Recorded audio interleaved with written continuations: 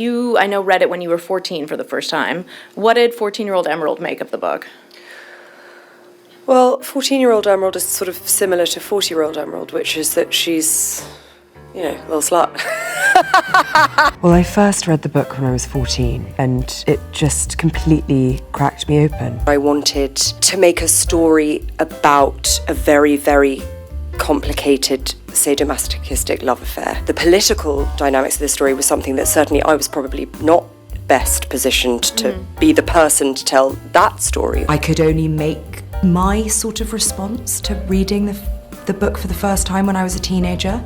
And when I was a teenager and I read it, of course, there's so much wish fulfillment. In the book, it's quite between the lines any sort of a sexual power dynamic, but in the movie, it's very straightforward.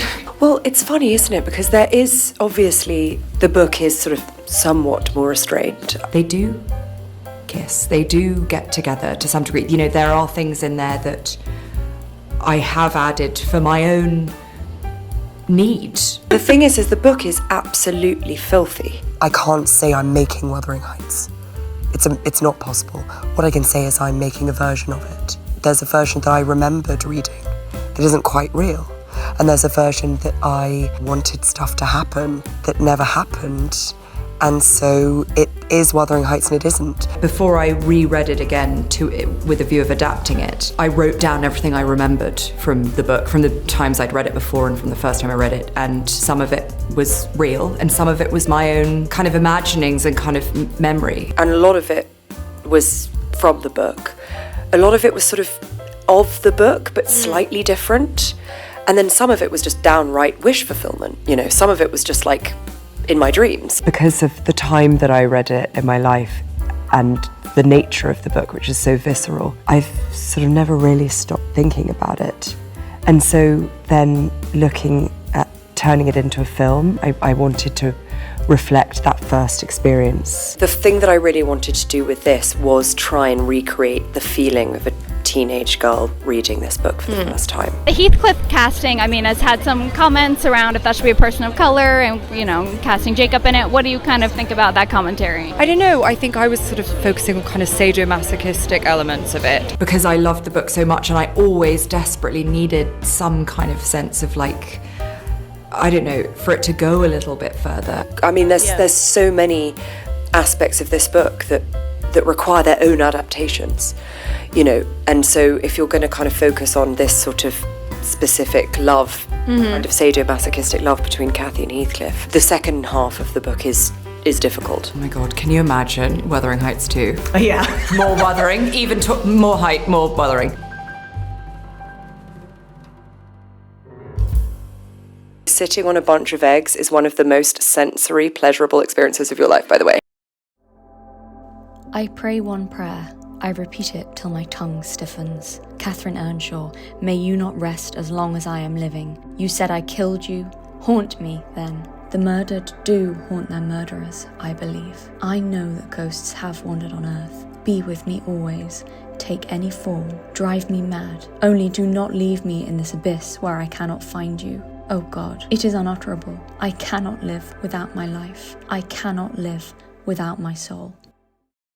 What is there to say about the 2026 adaptation of Wuthering Heights that hasn't been said already? Well, a lot, judging by the length of this video. Lots of people hate it. Some people love it. I've heard some people say that Emerald Fennell's adaptation is scandalous and provocative and controversial, and therefore Emily Bronte would have loved it, as that's what everyone accused her book of being when it first came out. That Emerald Fennell is in fact just like a modern-day Emily Bronte, in that she's created a dark, illicit, disturbing story that critics hated. So really, criticising Emerald's modern-day interpretation makes you just like a critic who hated Emily Bronte's work when it first came out. To criticise Emerald Fennell is like criticising the spirit of Wuthering Heights. Disagree. Emerald Fennell's Wuthering Heights failed for me, not actually just because it was an intensely steamy and controversial take on a beloved work of classic literature, taking the implied eroticism of the original book right into the modern era and making it centre stage. For me, that's not why it failed.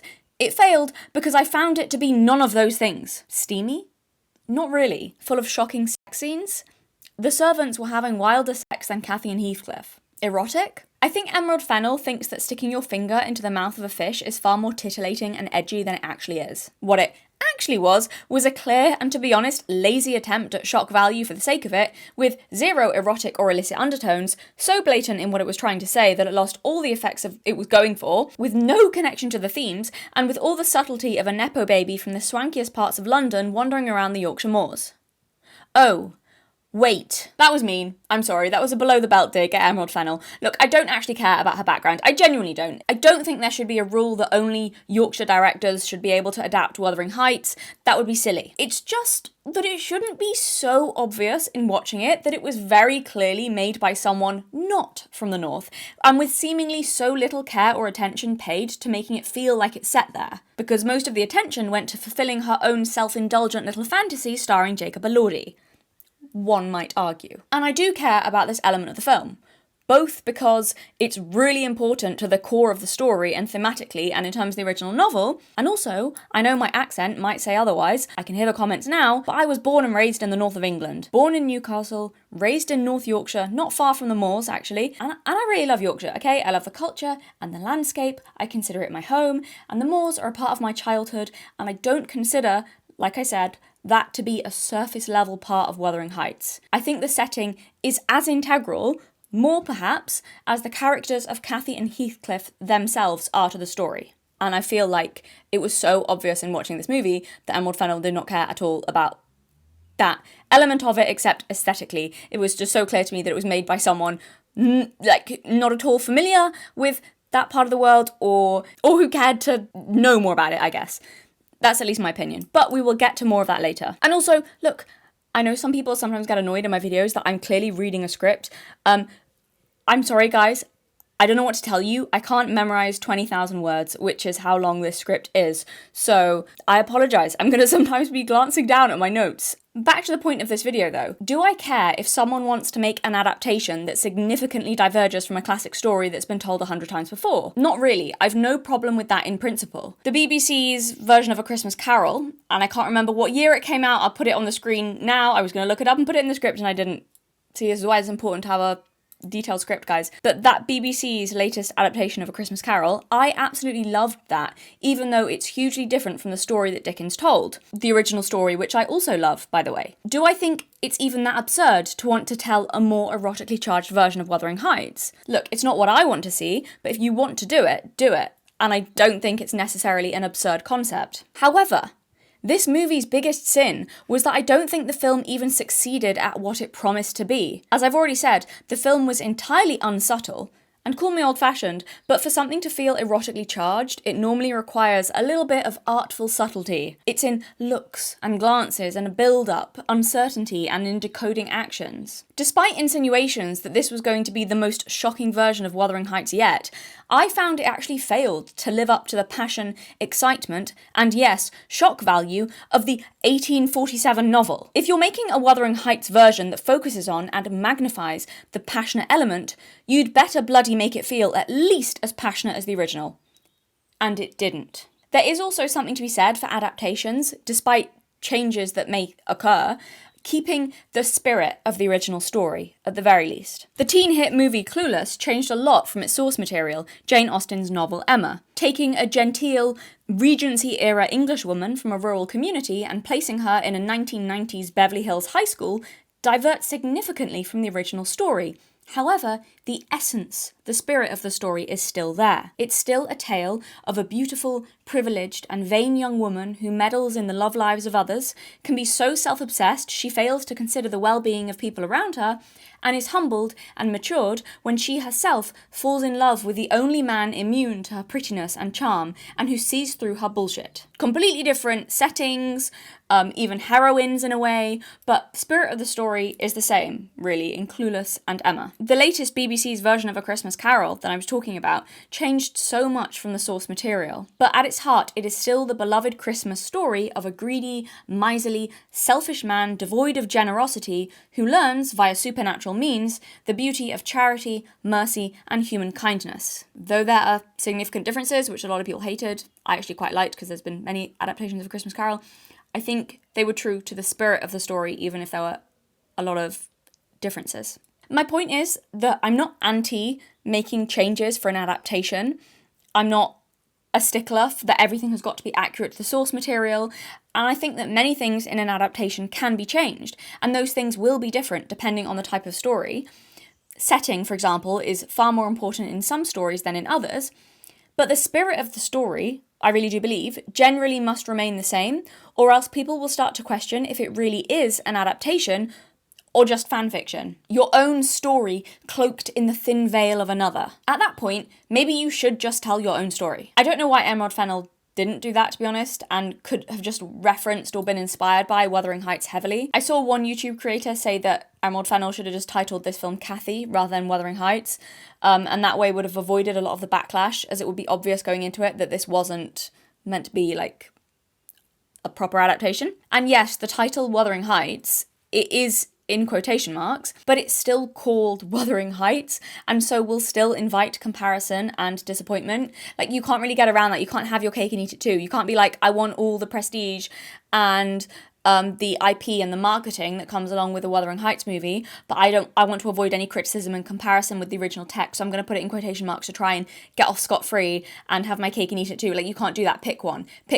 Either call it Wuthering Heights and make an adaptation and be open to it's going to be compared and criticised, held against the original work, or title it something different and then be like, oh, this is my own kind of story, you know, and then it's fine. But you can't have both, really, even if you put the title in quotation marks. When this film was just being marketed and we only had the title in quotation marks and a few still images from the movie, the still images that showed these really historically inaccurate, fantastical, kind of crazy costumes, over the top, colourful, bright, a bit surreal. When that happened, there was a fan theory going around, because of these things, that this was going to be a movie about a woman, maybe in the modern era, who read Wuthering Heights and became so caught up in the fantasy that she imagined herself in the story, and it was going to be this film told in layered narratives and explore themes of fantasy versus reality, desire, escapism, and idolising obsessive love. And when I tell you, I was so disappointed to find out that this wasn't what this was,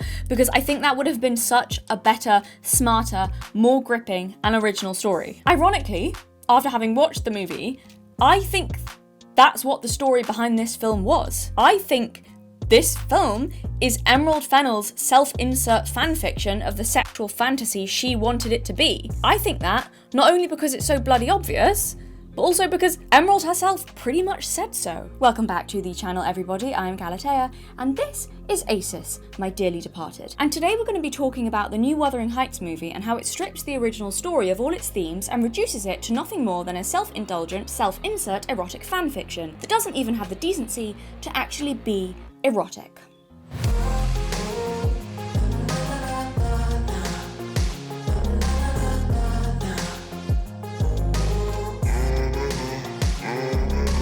Speaking publicly about the film for the first time at Bronte Women's Writing Festival over the weekend, the Oscar-winning Saltburn director said Emily Bronte's twisted classic cracked me open after reading it at 14 years old. What's the first reason I think this movie is an Emerald Fennell self-insert? I don't know. My first inkling was that Cathy, who in the books is very clearly described as a teenager, with wild dark hair and eyes, it's so intrinsic to who Cathy is, I don't know if there has ever been an adaptation that hasn't shown her as a brunette. Emerald Fennell, a middle-aged, blonde-haired, blue-eyed woman, decided to cast a 35-year-old, blonde-haired, blue-eyed actress to play the teenage, dark-haired Cathy. Interesting that every choice Emerald Fennell made about Cathy that deviated from the book was a choice that also made Cathy more closely resemble her. Emerald Fennell's Cathy is more similar to Emerald Fennell than she is to book Cathy. Now, maybe on its own, this doesn't mean anything. I still think it's weird to change an iconic character to look more like you for literally no good reason, and also make her your age. But maybe some coincidence, an oversight. You thought the costumes would look better on a blonde. Sure. But it doesn't help that Emerald Fennell has said multiple times that this movie is her 14-year-old fantasy version of everything she wanted Wuthering Heights to be when she read it for the first time. See, it's all of that with the fact that she's cast an actress that doesn't look dissimilar from her that makes me think she didn't do this for the good of the movie, but whether consciously or subconsciously, to finally live out her teenage fantasy and see herself there on the big screen with a dashing Heathcliff. I don't know. Just a theory. And you can tell this started as a teenage girl obsession because her version of this classic story is about as shallow as if a teenage girl had written it. She'll say things like she justified Jacob Elordi's casting by saying he looks exactly like the Heathcliff on the book cover she had as a teenager, and so she kind of wanted to create that feeling and romance and whatever. And look, I believe her. I believe that's the reason. But I can't believe the Cathy on the cover of the book she had looked anything like Margot Robbie. Maybe the Cathy in her head as a teenager looked like herself, and as she's casting people based on her own self-admitted teenage desires, that might be the reason for Margot. Look, this is the problem. Emerald Fennell, at least in my opinion, seems to be making creative choices that are true to her teenage fantasy, and prioritizing that over being true to the original novel, which is a really strange way to adapt a story. But maybe it was just because, like Emerald Fennell said, Margot Robbie was just unlike anyone she'd ever seen before, and she felt Cathy had the same quality, that was why she cast her, and didn't dye her hair, and left it artificially blonde, and even though she's way older than, but probably, taking aside how absolutely unsuitable Margot Robbie is as a book-accurate Cathy, let's ignore that. That aside, pretend the original story doesn't exist. Was she good as a non-book-accurate Cathy? Could I look past the artificially blonde hair colour in late 18th century rural Yorkshire and be wowed by such a stellar performance of a convincing Cathy? Unfortunately not. I've never thought Margot Robbie was a bad actress, but she really tested my faith in her with this performance. I don't know if anyone else finds it annoying to see a 35-year-old woman pretending to be a petulant teenager, but I sure did. He must be very rich indeed. I suppose he shall fall in love with me. I suppose he shall fall in love with you. It's not entirely her fault. She was just so wrong for this part. I don't know what Emerald was talking about with seeing Margot Robbie's perfection for this role. I'm more convinced Emerald just looked at her and saw Emerald. Cathy is a spiteful, selfish, cruel, dramatic, attention-seeking, possessive, spoiled, but also a charming and charismatic character. Fierce, brave in some ways, honest in some ways.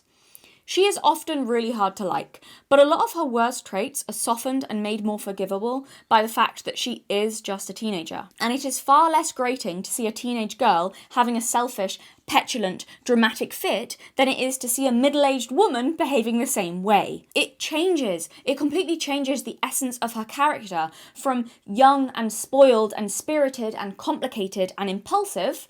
It changes it from all those things to almost downright unbearable. And also she comes across as really simple and stupid in a way that doesn't come across as stupid in a teenage girl, because what is normal or impulsive or reckless behaviour for a young person reads as youth rather than stupidity in someone older. What reads as impulsive youth in a teenage girl comes off as dim-witted in an adult woman. And worse than unlikable, she's annoying.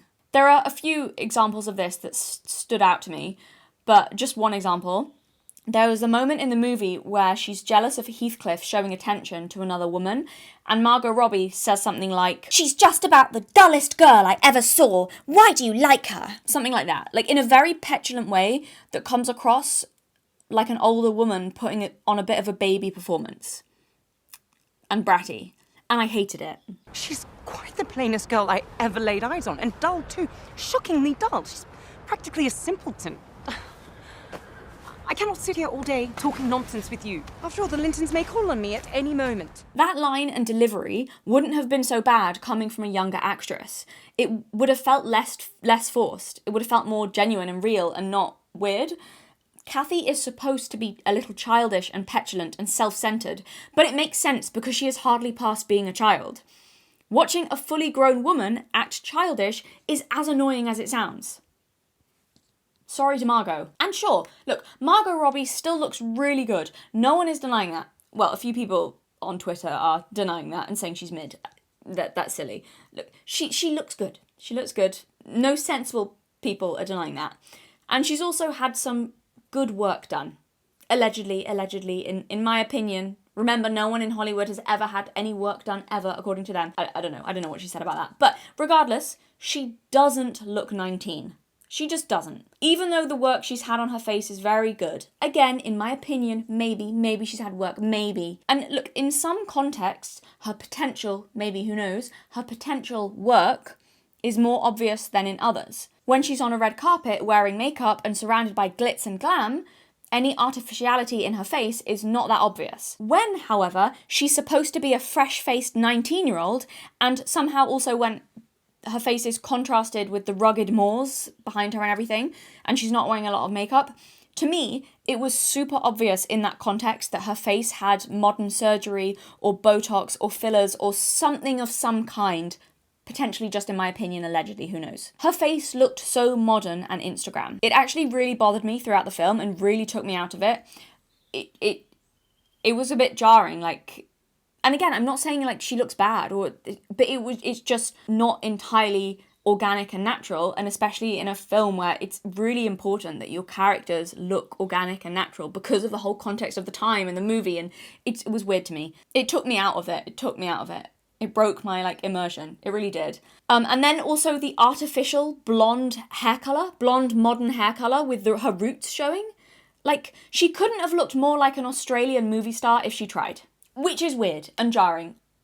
Again, rural Yorkshire, Northern England at that time. This might sound like a shallow nitpicking point, but it's not, I don't think. This isn't just a shallow criticism I have of the film. This is not just about visuals.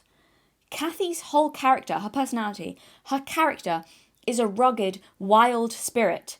Modern interference, however subtle, is the antithesis of her entire character. It undermines her. It undermines her character as a rural, wild northern woman living hundreds of years ago. It just does. It undermines who she is and makes her not believable as that anymore. I thought Margot Robbie was such a mistake in casting. She looks wrong. She does. I'm sorry. No, nothing against her as an actress or a person, but in this role, no. She looks wrong, not just her colouring, but her essence as well. The colouring is important because Cathy and Heathcliff, both having dark hair, and less importantly, dark eyes, but at least dark hair, is an intentional choice in the novel that both it visually ties them together and also visually distances them from the fair-haired, delicate Lintons. Their similarities, Cathy and Heathcliff's visual similarities, also, by the way, leaves the question lingering in the book if perhaps, maybe, they are half-siblings. Or at the very least, it goes to reinforce Cathy's belief that her and Heathcliff are essentially the same. They share the same soul, while her and Linton are entirely different. So I think the colouring it's not just like a frivolous choice. All of these things they say something about the world and the characters and the themes of the story. There's a reason for why they look the way they do and why so many adaptations haven't really changed that. But even if Margot had dyed her hair, she would still have been wrong. She's too old. And like I said, her visual essence is wrong. Now, by visual essence, what I mean by that, without getting too into it, I mean, you can find loads and loads of videos online, people talking about, like, your visual essence. And I saw another YouTuber, her name escapes me, talk about this, about why Margot Robbie's essence is wrong for the part of Cathy. Brief overview, when you're casting a part, if you want to get across a certain vibe to your character, you need to take how they look into account, obviously. So people call this, how you kind of look, your essence. And I won't explain all of it. You can look it up if you want to. But for example, it's one of the reasons why Anya Taylor-Joy is often cast in mystical or strange feeling movies, because she looks quite unique in an ethereal way. Same reason why, like, Cate Blanchett, for example, plays an elf because she's kind of looks quite striking in an ethereal way. She's got that look. Not every actress could play an elf. Even a beautiful actress is not about being beautiful. It's about having a certain look. Or why, for example, Audrey Hepburn, who had a youthful look to her with really big eyes and like this impish smile, why she was often cast as characters who have a childlike charm and awe to them, an awe of the world to them, because she gave across that vibe with her, like a kind of childlike wonder with how she looked. So you take that into account. If you want to say, give a certain vibe to a character, like discovering the world and being excited by it. For example, Roman Holiday is an example of that. She's playing a young kind of princess, but that she's delighted by this new world that she discovers. Someone who kind of has that impish kind of childlike joy is important in a way, because it tells you also something about the character. It's movies are a visual medium. They communicate something visually. So it's important to consider that when casting. So, my point is that Cathy spends most of the novel of Wuthering Heights being a ghost, being a waifish ghost. She's spiteful, cruel, charismatic, pretty, impish, and youthful. So, an actress who's played Cathy in the past, I'm sorry if I butcher her name, Kaya Scodelario. I'm sorry if I butchered that. So, she was a really good Cathy. And look, I'm not that much of a stickler that I care that her eye colour's wrong. I don't care about that. Because she embodies enough of Cathy's energy that it doesn't matter. And her hair's right as well. She has a sharp look to her, and especially in this film, she looks a little wild and windswept and fairy-like. She's got the right essence to play this kind of cruel but charming, pretty but fairy-like but impish, wild, ghostly character. She has the right look to her. Even when Margot Robbie is wild and windswept, she somehow doesn't look wild and windswept. She looks like Scandinavian milkmaid Barbie playing pretend. That's your first sign. The actress capable of playing Barbie in looks and in vibe and in essence should probably have zero crossover with the actress that can play Cathy in looks and in vibe and in essence. Generally speaking, if both of those parts could be played by the same actress, I think something's gone wrong somewhere in casting. They just couldn't be more different. Wild and windswept is so important to who Cathy is. This has nothing to do with attractiveness. No one is saying Margot Robbie isn't hot, except for a few weirdos on Twitter. But she doesn't have that sharp, impish, waifish prettiness that is intrinsic to Cathy that tells you something about her character. I think you just need a teenager or someone in their early 20s with a completely untouched face to play Cathy. You do. That's the problem I think that partly made this film feel so weird. Everything about it was artificial. Which, for a book so anti-artificial, so raw and rugged and honest and vulnerable that it shocked people at the time, and even Emerald Fennell admits that and calls it raw and all of those things. Artificiality, no matter how pretty it looks, does not work for this story. I just think this movie was style all over substance. The costumes, beautiful as they are, I think were another symptom of Emerald Fennell's self-indulgence and a chance to show off a visual feast, rather than considering if they worked with the vibe and the theme of the story. Don't get me wrong, a lot of the costumes in this movie are beautiful and striking, but seemingly just for the sake of it. Like, rather than what costumes in a film are supposed to be for. A storytelling tool. First and foremost, before how cool they look, they're a storytelling tool, and that's got to come first. Period inaccurate costumes are one thing. You know, like, obviously it was an intentional choice that Emerald Fennell made that it was going to be period inaccurate. Like, it's not true to history. This isn't my problem with the costumes. I think it would have been better if they'd been true to the historical period, but that's actually not my issue with them. You could have done it period inaccurate and made it still work. Yeah, we agree, it's an intentional choice. But, for example, let's take something like Bridgerton, which also has period inaccurate costumes, but which still has costumes that fit the tone of the story they are trying to tell. They still, even if they're inaccurate to the era, they're accurate to the story and they still tell you something about the story. Bridgerton is a light-hearted, erotic, fluffy, Regency romance show. Therefore, glitter on costumes, even if it's historically inaccurate, works with the vibe and with the characters. We're having tea with the Duke, and then we're going to a party to flirt and gossip about our neighbours. Glittery, pretty outfits work with the unserious, often silly tone, even if it's not totally period accurate.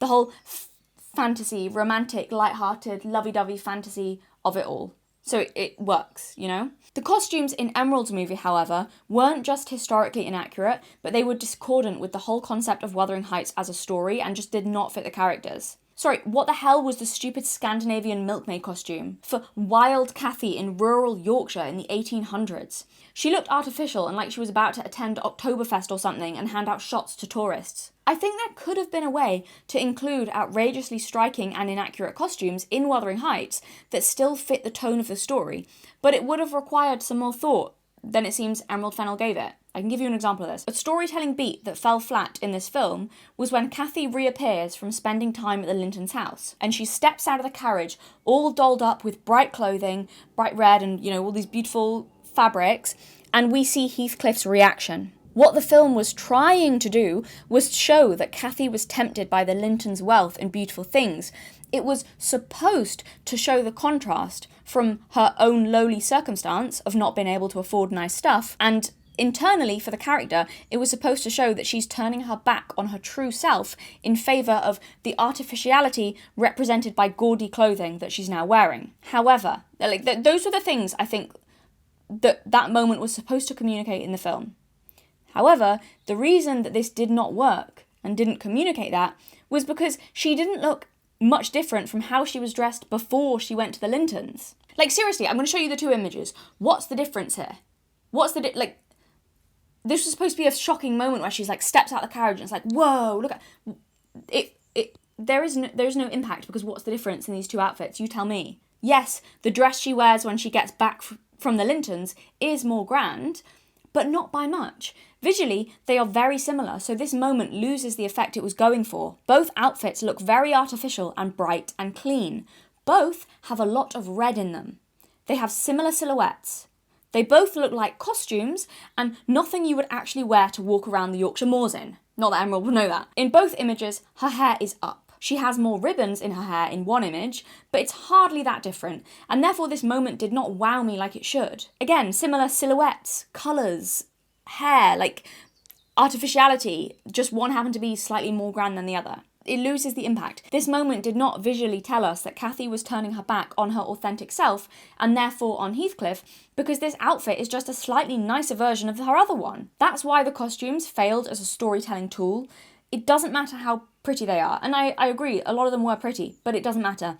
Their primary purpose is to tell a visual story, and if you fail at that, you have failed with the costumes, no matter how good they look. So how would we fix this? How would we fix this and still keep crazy, outrageous costumes? Okay, so I'm going to let Emerald have all her kooky costumes, but how do we fix this scene so it tells a story? So what you do is you start off the film with Cathy wearing clothes that actually look like something a family struggling for money would buy. Something a girl who spends all day on the moors would actually wear. Something that looks worn in, that looks like she actually is a girl who lives on the moors, not a Hollywood actress plonked there in a costume. You keep it in colours that don't stand out too much from her surroundings. Visually, so it's a similar colour to the landscape, you visually tie her in with the landscape, and you're telling the audience that this is her natural self and her natural home. She fits in here. She's from here. She's at peace here. This is her essence. These are her colours. And also, to Heathcliff, have her wearing similar colours to Heathcliff initially to show their connection. Maybe you also, which I would do,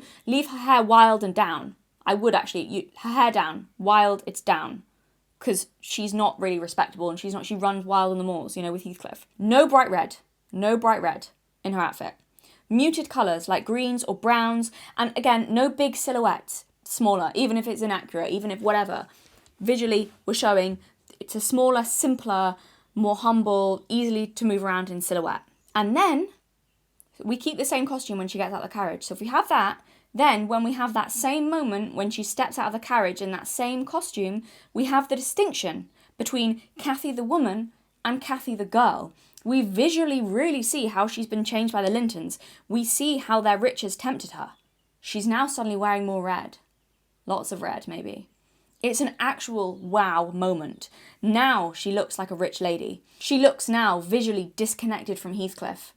Artificial, prim, her hair tied back. We get the message. This isn't really who she is. This is a show. She's just indulging herself in the riches of it, much like Emerald Fennell indulged herself with this whole movie. Cathy no longer looks authentic to herself. Yes, she looks like a woman. She looks fine. She looks rich. But we've seen it. We've seen that. And Heathcliff sees it and knows he's losing her. Cathy and Heathcliff are part of the land.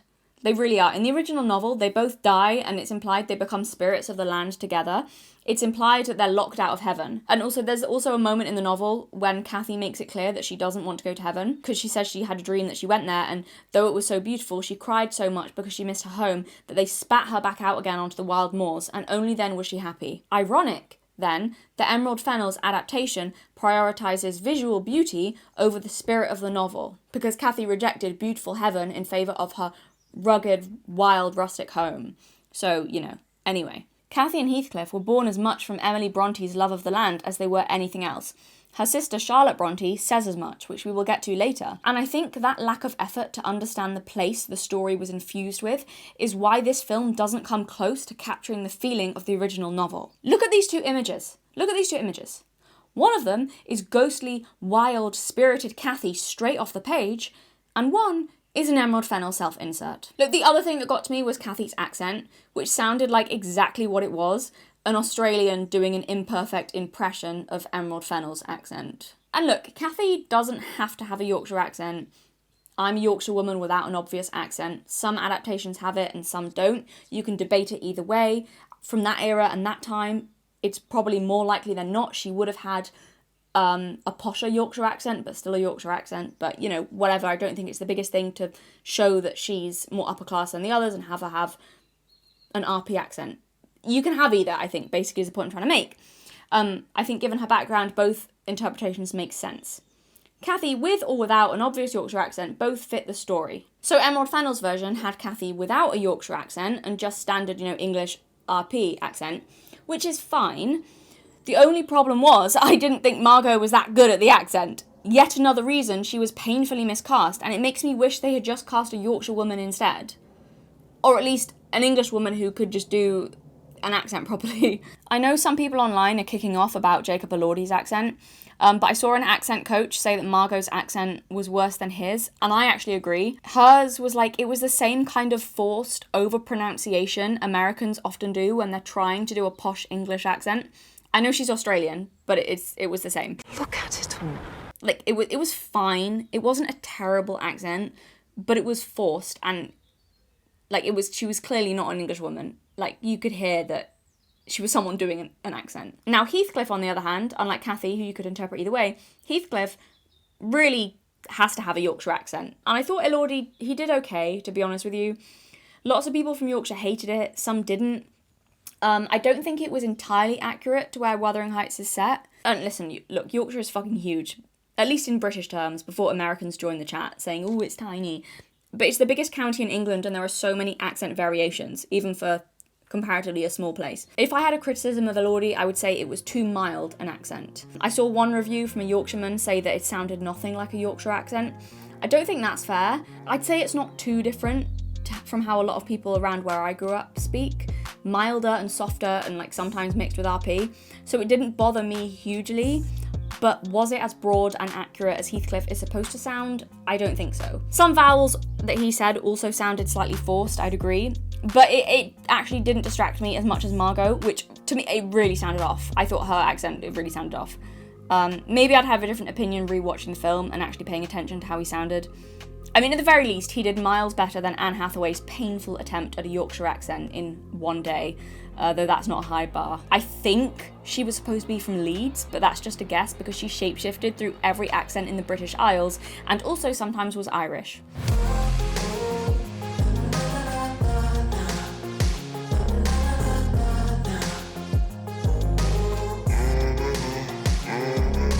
Fennell said her first adolescent experience of the novel inspired her approach to the sex-charged retelling of Catherine Earnshaw and Orphan Heathcliff's relationship, set on the moors of 18th century Yorkshire.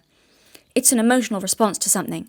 It's primal, sexual, she said. I think it's Emerald Fennell and not Emerald Fennell, but she's a fan of inaccurate adaptations, so I like how Fennell sounds better. So let's say that none of these missed themes matter because Emerald Fennell was just trying to write a sexy story loosely based on Wuthering Heights. Here's my main issue with that.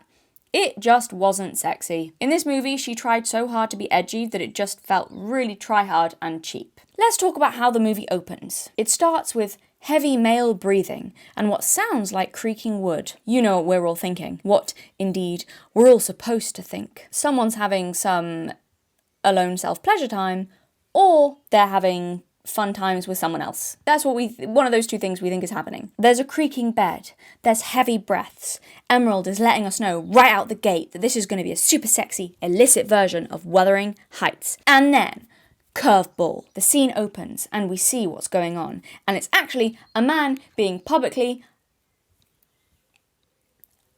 hung. And he also has an erection. I'm probably going to have to censor that word, so for those who don't know what I'm saying, as he was undying publicly, part of his body got excited. Why? Because Emerald thinks being shocking for no reason is an adequate stand-in for intelligent and genuinely transgressive storytelling. That's why. Who is this man? What is his significance to the story? Do we ever find out? No. I mean, Cathy as a child is watching from the crowd, so as long as a main character is there, we can pretend it's not a totally irrelevant scene with 0 point to it. Does this scene even have a deeper point that speaks to the themes of the story that's about to be told? No, unless you count Emerald Fennell desperately signposting to us how edgy and sexy and shocking her film is supposed to be, because nothing is more naughty than watching a man get hard as he's publicly executed. Ooh, so cool and shocking. Maybe you could argue that it signposts Cathy's sadomasochistic impulses even as a child, as she's there in the crowd enjoying the execution. But the issue with that is that this wasn't really a story about darker urges, because Cathy and Heathcliff's affair seemed fairly vanilla, which I don't have a problem with, except that it made this opening scene feel even more out of place and irrelevant to the story. The kinkiest thing they did was have sex while Heathcliff said he wanted to kill her husband, and then she got upset and stop the affair. He also fingered her on the moors, but that's nothing that hasn't happened at a Yorkshire Young Farmers event after a few beers. Drunk 18-year-olds getting messy in a field, worse has happened. Point is, hanging man at the beginning, a totally pointless, try-hard opening scene. And that's my problem. It's shock value for the sake of it, with no interesting or transgressive point actually being made. And the worst thing is, I'm not even shocked. The shock value didn't even work. I'm so not shocked that this was born out of her 14-year-old fantasy, because this is exactly the type of thing an edgy teenager would write. This is the opposite of shocking. This is the least shocking. I'm so unshocked. I was so unshocked I was bored in the cinema. It's eye-rollingly tiring. And look, you can get away with scenes like that when they feel like they have more to say in the story than mere shock value. If it's just shock value, it's cheap. It's like a grape scene, okay? In some stories, it's appropriate if it has a point and a meaning and it adds something to the story. In some stories, it can be appropriate, even though it is shocking and disturbing. And in other stories, it's also shocking and disturbing, but because there's no point, it doesn't add to it. In that case, it just becomes gratuitous and is merely there as just as an easy shock and to make something feel dark for the sake of it. Easy and gratuitous shock value with no substance beneath it is how I would describe Emerald Fennell's filmmaking style. At least from this movie. She's trying so hard to be edgy, it's actually painful. And is there anything actually erotic about a man being hung? Because that's basically the only theme of her stripped back Wuthering Heights. She said she wanted to focus on the sadomasochistic elements of the book. She read a very different book that everyone else did, I'm telling you. But it leads me to conclude this was some weird expression of sadomasochism that she genuinely thinks is hot. Because what was the other theme, Emerald? What was the other reason? Fennell added, "It is an act of extreme masochism to try and make a film of something that means this much to you. There's an enormous amount of sadomasochism in the book. There's a reason people were deeply shocked by it. Working on it has been a kind of masochistic exercise," she said, "because I love it so much, and it can't love me back, and I have to live with that." Please, can London lovies stop being so fucking pretentious and saying so little with so many words? Anyway, we'll continue. I'm just hearing that this was a personal exercise in getting turned on during the creation of this. Like, what does any of this mean that she just said there? Speaking of other parts of the book where Emerald saw sadomasochism where there was none, let's get to Isabella Linton. For me, the sexual power dynamics are extremely explicit. I think particularly when it comes to, for example, Heathcliff and Isabella. Isabella was Edgar Linton's sister who became infatuated with Heathcliff because she imagined that he was some romantic hero beneath the gruff exterior, only to marry him and find out he is exactly as he appeared. Violent, cruel, heartless, and selfish. She is miserable married to him. She is abused and tormented, so much so that she eventually runs away with her child and decides to never speak to him again, which was a big deal back then. Okay? He's horrible to her. He also hangs her dog before they get married, leaving it to die before Nellie rescues it, and he also finds this funny. You know what is funny? For all Emerald's talk of this being a darker, more sadomasochistic, more intense, shocking version of Wuthering Heights, she actually sanitized the character of Heathcliff because some of his worst crimes in the book, which include child, spouse, and animal abuse, are erased from her version of the story in the name of making him sexier. Try being attracted to a guy who brutalizes an innocent, devoted pet for shits and giggles. But Emerald saw this story of a woman fleeing an abusive marriage and thought, yes, Emily Bronte infused that with erotic sadomasochism. Because in Emerald's version, Isabella is a willing sexual submissive in Heathcliff's game to get back at Cathy. Emerald removes Heathcliff hurting Isabella's beloved dog and instead thought, Let's make Isabella the dog. Pet play. That's kinky. When Nellie goes to visit the house, Isabella is chained up like a dog with a collar around her neck, on all fours, barks when Heathcliff tells her to bark, stays when he commands her to stay, winks at Nellie when Nellie offers to rescue her, and appears to be a willing and happy participant in her own humiliation, degradation, and mistreatment. I don't think I was the only one who found it utterly distasteful to take the story of a violently abused woman who hated her situation so much she ran away to save herself into a kinky little story of sadomasochism for kicks, because in this version, look audience, she likes being abused. She's just a dirty little slut that basically asks for it. Look how turned on she is by it. Isabella wants this. Isn't that so sexy and naughty? Aren't I a shocking filmmaker? Ironically as well, like, I thought Cathy and Heathcliff were supposed to be the ones with a kinky, sexual, dark romance, and they were just there having boring love scenes, and meanwhile she does this, like, goes way too far with Isabella and Heathcliff. I'm confused about what she's trying to say or do, because the Isabella scenes made me feel sick, not sexy at all, and the Cathy and Heathcliff scenes made me feel bored. So what's the point, Emerald? Like, I was actually disgusted watching this scene of Isabella as a dog at the cinema. Nothing sexy about it. It genuinely, when I say, I'm not saying this hyperbolically, it genuinely did make me feel a little bit sick. It was sick. In the original novel, by the way, we get an entire scene of Isabella, after she flees Heathcliff, full of hell and ranting about how much she hates him and how awful it all was and how she wishes he'd kill himself. She wants him to die. She escapes from him in quite a defiant way, showing character development from the simpering girl she used to be and reclaiming her dignity. She is full of righteous fury when we see her again, having seen Heathcliff for who he truly is, and she has the strength to make a new life for herself down south as a single mother, which in those days was no small thing.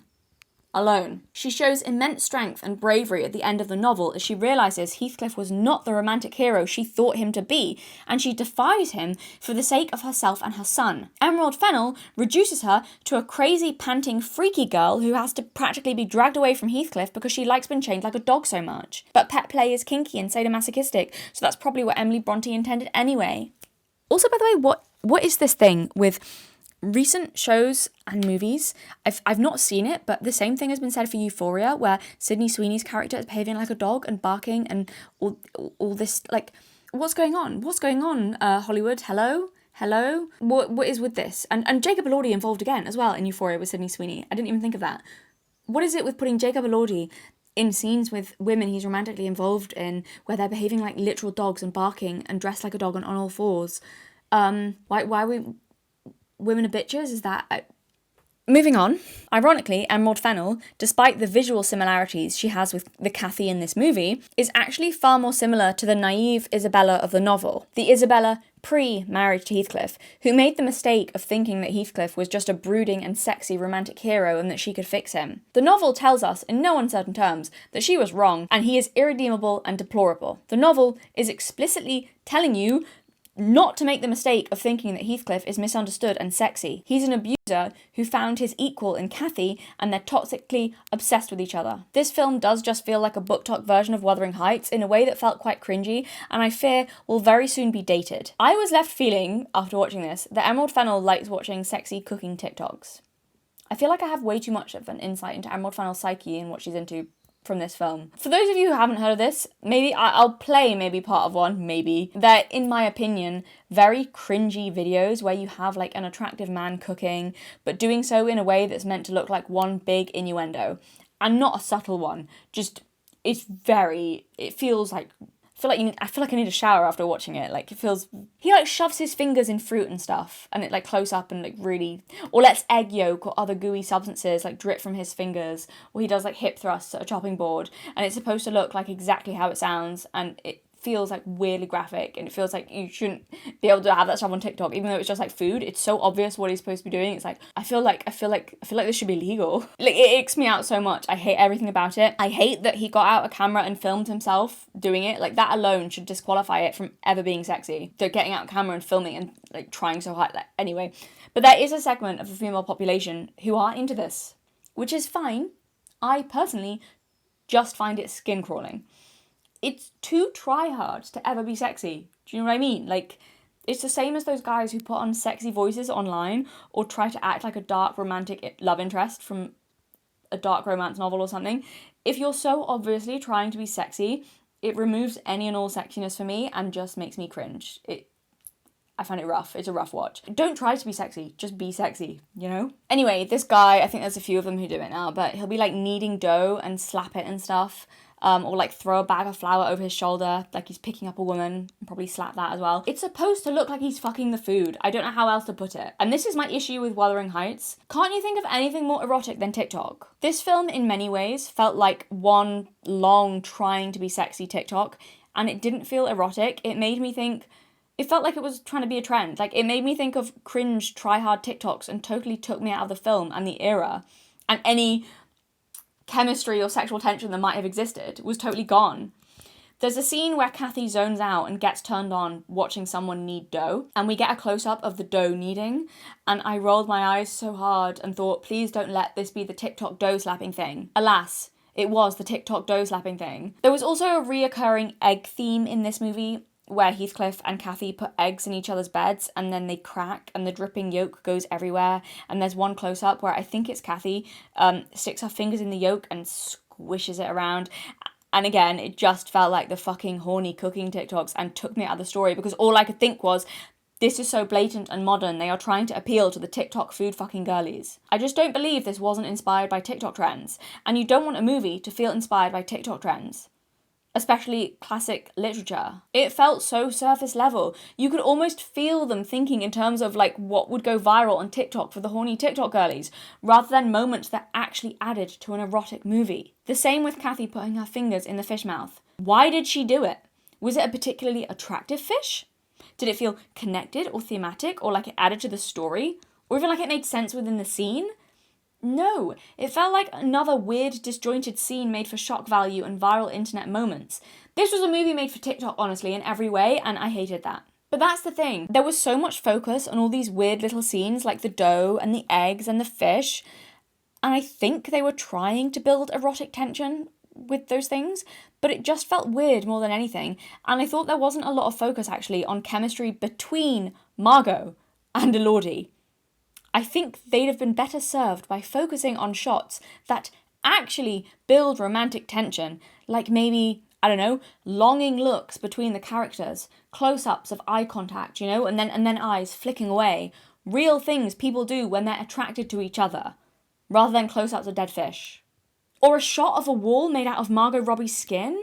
Just a thought, but focusing on the two characters and the tension between them and trying to make, and building on that, might have been sexier, maybe, than the flesh wall. I have an example for you to illustrate my point. Do you know a film that people find so sexy and filled with longing, even though, and you might not realise this if you've watched it, because it feels very full of yearning, even though there's not actually a proper kiss in it. The adaptation of Pride and Prejudice, starring Keira Knightley. I think there's an extended scene, maybe on the American version, where they do kiss, but the actual film, I mean, that scene was weird, I didn't like it. But the film in its entirety, the proper film, no, there's not actually a proper snog. And I'm not making an argument, by the way, that there shouldn't be kissing or sex in movies. There's a place for it, of course. But the point I'm making, that sometimes less is more. Sometimes you have to focus on actually building romantic tension and yearning when you can't just show them snogging as a way to get across that they fancy each other and there's all this tension between them.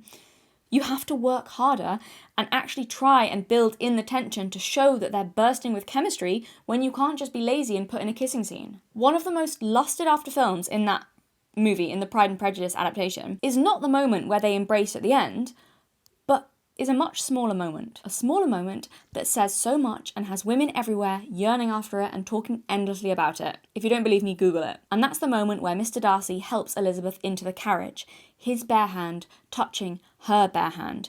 And when he walks away, there's a close-up shot of him flexing his hand after he's touched hers. It's so subtle, but says so much and builds so much tension. It says, he's aware of her touch. It tells us that something so small as feeling her skin, just her hand, affected him. If anything, the fact that it was something small, like a hand touch, and not something big, like a kiss, shows just how much he longed for her, that something as small as that could make his hand curl, like he could still feel her skin on his. Google Mr. Darcy hand flex if you do not believe me, and you will see what I mean. Women are feral over that shot. Like, a brief shot like that has women up in arms about how sexy it was. It shows just how electric the connection between them is, that he's trying to shake off that repressed but unavoidable desire that he clearly feels. That's all it takes. You don't have to be shocking and edgy to make something sexy. Often, actually, it's the other way around. Sometimes less is more, and subtlety is key when it comes to creating those really impactful moments that express desire and longing between two characters. Anyone can get turned on by a heavy sex scene, but just a hand touch? Well, then they must really want each other. And again, I'm not saying that we shouldn't have sex scenes. I'm just saying if you want sex scenes to actually be sexy, build the tension. Show that they desire each other long before someone's getting fingered on the moors. That's what yearning is. The original Wuthering Heights novel had yearning. Emerald Fennell's version has fish. What I'm trying to say is a sex scene alone is not enough to make something sexy. You can have chemistry-filled scenes that feel sexy even when there's no physical intimacy. And you can also have a crazy sex scene that doesn't feel sexy at all. Because making something feel sexy has to do with a lot more than just showing sex. You have to actually do some work building erotic tension beyond just casting two hot actors and making them kiss. And that's my other problem with casting. I know there was a lot of, in my opinion, totally contrived press where Elodie and Margot were all over each other, acting like they were in love or having an affair, even though she's married. A transparent press stunt is what I think. Because when you watch the movie, you realise there is no way the two of them were actually romantically involved because they had all the sexual tension of two planks of wood. Margot genuinely did have more chemistry with the fish. I'm not being funny, but where was the passion? I spoke to a few other people as well who watched this film, and they had the same thoughts as me. The film left me cold. I don't really know why this was. I think possibly a few factors. I think it didn't help that, like I said, Margot Robbie was supposed to be playing a far younger character, because like I said earlier, it made her feel awkward and stilted and not like a real person, and then her accent was also off, which had the same effect, and that made her performance not great, to be honest. It felt stiff and forced, which resulted in no genuine passion coming from her. Stiff and forced is not how you want a character to be if you're trying to get across passion and, you know, romantic tension. Those were my feelings anyway. I think the other elements are because, like I said, the film was more focused on shock factor than building tension. Something else I noticed, and correct me if I'm wrong, but I remember thinking this in the cinema. Am I misremembering this? Or did their first sex scene come a bit out of nowhere and then go straight into a montage? Again, correct me if I'm wrong, but that's what I remember happening. Normally in a romantic film, when the couple first get together, it's a bit of a slower and more drawn out scene. There's a build-up and tension as you move into the first love scene, and then it's shot in like a tasteful but slow, sensual way. And like I said, it's normally like quite a long scene, like with a bit of build-up beforehand, and you know. But in this movie, it felt like they're like suddenly having sex with no build-up. They're just in a bedroom suddenly, and then it's into a montage fairly quickly of all the other times they have sex, and it all just feels like white noise and no actual tension or feeling or chemistry. It was boring, honestly. I was bored, which is not good. That's not, like, for a high passion, erotic, romantic film, people shouldn't feel bored. Look, in romantic films, if you do have a montage of love scenes, it normally at least happens after you've shown the first drawn-out love scene, and there's a reason for that. It builds longing and chemistry and tension. You want to feel like there's a payoff for all this build-up of tension between them. If it's suddenly like bang, right into it, and then into a montage, it maybe could be done well, but it wasn't done well in this film. A lot is lost. It doesn't feel like that scene itself should kind of be longer, and this build-up, maybe them talking beforehand, and then it's like, is it going to go into it, and ooh, will they, won't they? You know, like that builds and fulfills tension doing that, and that's why most films do that. It builds longing and chemistry and tension. This film really lacked that. I felt like it skipped that first love scene almost. I felt nothing. I felt boredom. Just dull. It was not erotic. Which, if you're claiming to make a primal, raw and illicit version of Wuthering Heights, at least make it feel that way. The other aspect was that this film was not as shocking or sadomasochistic as it thinks it was. Do I want a BDSM version of Wuthering Heights? No, I don't. However, if you're going to base all of the press on teasing that and then just deliver a montage of boring sex scenes, what are you even doing at that point? It just confuses me on the kind of film Emerald Fennell is even trying to make or what she's trying to say. The kinkiest part of the movie wasn't even sex between Cathy and Heathcliff. It was two servants having sex. Cathy spies on these two servants getting freaky in the stables, and there are like horse reins and all sorts of stuff involved. And then Heathcliff catches her watching, and they have this semi-erotic moment between them where he like puts his hand over her mouth so they don't get caught spying. And my thought is this: the film doesn't even deliver on that promise that that scene was making of crazy things to come. So what I mean by that is, at that moment, the film is obviously supposed to be teasing the audience with, you know, just you wait until they end up having erotic sex, like the servants are doing, ooh, and then they never do. So I can't imagine even the book talk girlies were satisfied with it. But maybe I'm wrong, I don't know. Like, my point is, I don't understand what this film is supposed to be, because I don't even agree with her original premise that she set out to make, like a kinky version of Wuthering Heights. I think that's dumb. But she didn't even succeed in making a sexy version of, like, kinky version of Wuthering Heights. So it wasn't as shocking as Emerald kept claiming, and she also stripped the film of its original themes. So, like, what was the purpose? Where did it actually succeed as a movie? I mean, it made money, so maybe that's the only metric. What do I know? And I'm sorry, but a skin wall on its own just isn't sexy. It's just not. It's just not, is it? And it's also not as edgy as she thinks it is. Style over substance. That's what the skin wall was. That's what this whole movie was. In every way, it was style over substance. And there's nothing wrong with style. Style's good, great, we love style. But without the substance, it's empty and cheap and hollow, and worst of all, boring. If she'd spent more time on building character tension than on thinking up random little edgy moments she could add in, this film would have felt sexier. The other issue I have is that Emerald talks about her movie like it's an exaggerated, more scandalous and charged version of Wuthering Heights. But you know what? The original story still feels more shocking and passionate, so she didn't even get that right. I would argue there is more feeling, passion and violence in the original. So there's a scene in the novel, which was completely cut from her movie, where Heathcliff and Linton get into it and actually fight. Linton actually punches Heathcliff, which you would never know from the movie because he's such a pushover. Why would you cut this scene? It reads as so shocking. And Cathy in the scene is egging them on into fighting. She tries to humiliate her husband in front of Heathcliff, sort of backs Heathcliff up rather than her husband, and is very thrilled that two men are fighting over her. This scene is more shocking, more exciting, more violent, and shows Cathy as far crueler than anything Emerald Fennell's version did. I will read it to you. So this is cut down for brevity, but you'll get the gist. For context, Cathy has just seen Heathcliff making advances on Isabella, and even though she's a married woman, she's clearly jealous. Also, just so you know, she's sometimes called Mrs. Linton in this passage, just so you're not confused, as this is after she's married Edgar Linton. So in this passage, she's referred to as both Cathy, Catherine, and Mrs. Linton. And that all refers to Cathy. I'm going to read this passage for anyone unfamiliar with Wuthering Heights, just to mention it is narrated by Nellie, the servant, also called Ellen. So this is from her point of view as she's recounting what she heard.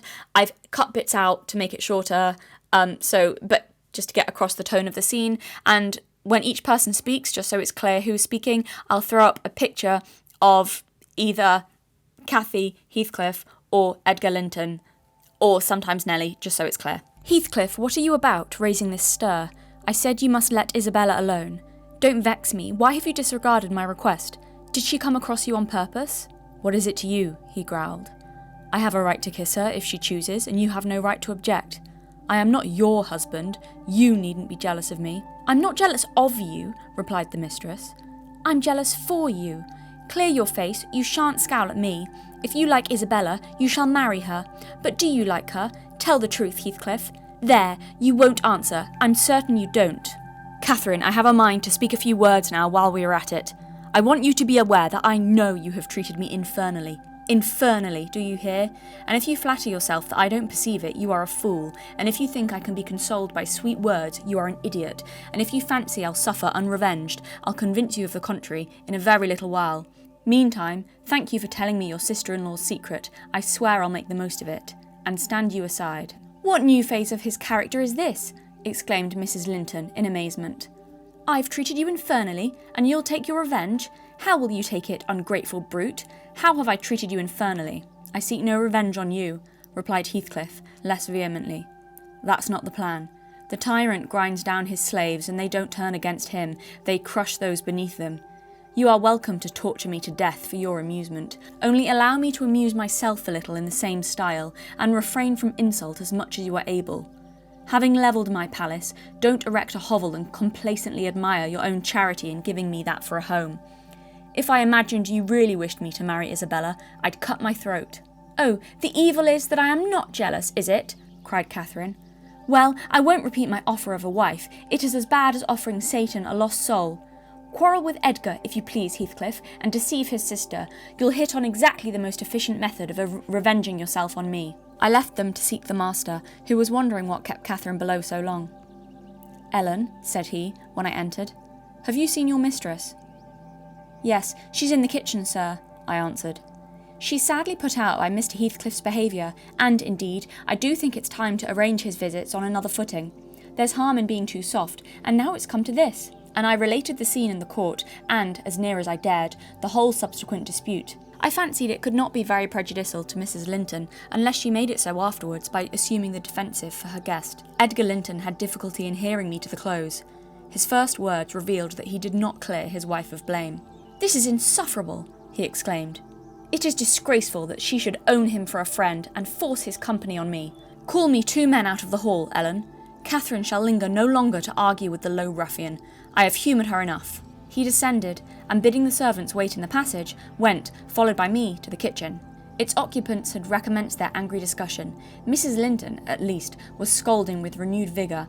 Heathcliff had moved to the window and hung his head, somewhat cowed by her violent ranting apparently. He saw the master first, and made a hasty motion that she should be silent, which she obeyed, abruptly, on discovering the reason of his intimation. "How is this?" said Linton, addressing her. "What notion of propriety must you have to remain here after the language which has been held to you by that blackguard? I suppose, because it is his ordinary talk, you think nothing of it. You are habituated to his baseness, and, perhaps, imagine I can get used to it too. Have you been listening at the door, Edgar?" asked the mistress, in a tone particularly calculated to provoke her husband, implying both carelessness and contempt of his irritation. Heathcliff, who had raised his eyes at the former speech, gave a sneering laugh at the latter, on purpose, it seemed, to draw Mr. Linton's attention to him. He succeeded, but Edgar did not mean to entertain him with any high flights of passion. "I've been so far forbearing with you, sir," he said quietly. "Not that I was ignorant of your miserable, degraded character, but I felt you were only partly responsible for that, and Catherine wishing to keep up your acquaintance, I acquiesced. Foolishly. Your presence is a moral poison that would contaminate the most virtuous. For that cause, and to prevent worse consequences, I shall deny you hereafter admission into this house, and give notice now that I require your instant departure. 3 minutes' delay will render it involuntary and ignominious." Heathcliff measured the height and breadth of the speaker with an eye full of derision. "Cathy, this lamb of yours threatens like a bull," he said. "It is in danger of splitting its skull against my knuckles. By God, Mr. Linton, I'm mortally sorry that you are not worth knocking down." My master glanced towards the passage and signed me to fetch the men. He had no intention of hazarding a personal encounter. I obeyed the hint, but Mrs. Linton, suspecting something, followed, and when I attempted to call them, she pulled me back, slammed the door to, and locked it. "Fair means," she said, in answer to her husband's look of angry surprise. "If you have not courage to attack him, make an apology, or allow yourself to be beaten. It will correct you of feigning more valour than you possess. No, I'll swallow the key before you shall get it. I'm delightfully rewarded for my kindness to each. After constant indulgence of one's weak nature, and the other's bad one, I earn for thanks 2 samples of blind ingratitude, stupid to absurdity. Edgar, I was defending you and yours, and I wish Heathcliff may flog you sick for daring to think an evil thought of me." It did not need the medium of a flogging to produce that effect on the master. He tried to wrest the key from Catherine's grasp, and for safety she flung it into the hottest part of the fire, whereupon Mr. Edgar was taken with a nervous trembling, and his countenance grew deadly pale. For his life he could not avert that excess of emotion. Mingled anguish and humiliation overcame him completely. He leant on the back of a chair and covered his face. "Oh heavens! In old days this would win you a knighthood," exclaimed Mrs. Linton. "We are vanquished! We are vanquished! Heathcliff would as soon lift a finger at you as the king would march his army against a colony of mice. Cheer up, you shan't be hurt. Your type is not a lamb, it's a sucking leveret." "I wish you the joy of the milk-blooded coward, Cathy," said her friend. "I compliment you on your taste, and that is the slavering, shivering thing you preferred to me. I would not strike him with my fist, but I'd kick him with my foot, and experience considerable satisfaction." Is he weeping, or is he going to faint for fear? The fellow approached and gave the chair on which Linton rested a push. He'd better have kept his distance. My master quickly sprang erect and struck him full on the throat, a blow that would have levelled a slighter man. It took his breath for a minute, and while he choked, Mr. Linton walked out by the back door into the yard, and from thence to the front entrance. "There, you've done with coming here," cried Catherine. "Get away now. He'll return with a brace of pistols and half a dozen assistants. If he did overhear us, of course he'd never forgive you. You've played me an ill turn, Heathcliff. But go, make haste. I'd rather see Edgar at bay than you." "Do you suppose I'm going with that blow burning in my gullet?" he thundered. "By hell, no. I'll crush his ribs in like a rotten hazelnut before I cross the threshold. If I don't floor him now, I shall murder him sometime, so, as you value his existence, let me get at him." Mrs. Linton, who was very much excited, bade me accompany her upstairs. She did not know my share in contributing to the disturbance, and I was anxious to keep her in ignorance. "I'm nearly distracted, Nellie," she exclaimed, throwing herself on the sofa. "1,000 Smith's hammers are beating in my head. Tell Isabella to shun me. This uproar is owing to her, and should she or anyone else aggravate my anger at present, I shall get wild. And Nellie, say to Edgar, if you see him again tonight, that I'm in danger of being seriously ill. I wish it may prove true. He has startled and distressed me shockingly. I want to frighten him. Well, if I cannot keep Heathcliff from my friend, if Edgar will be mean and jealous, I'll try to break their hearts by breaking my own." I said nothing when I met the master coming towards the parlour, but I took the liberty of turning back to listen whether they would resume their quarrel together. He began to speak first. "Remain where you are, Catherine," he said, without any anger in his voice, but with much sorrowful despondency. "I shall not stay. I am neither come to wrangle nor be reconciled, but I wish just to learn whether, after this evening's events, you intend to continue your intimacy with—" "Oh, for mercy's sake!" interrupted the mistress, stamping her foot. "For mercy's sake, let us hear no more of it now. Your cold blood cannot be worked into a fever. Your veins are full of ice water, but mine are boiling, and the sight of such chillness makes them dance. To get rid of me, answer my question," persevered Mr. Linton.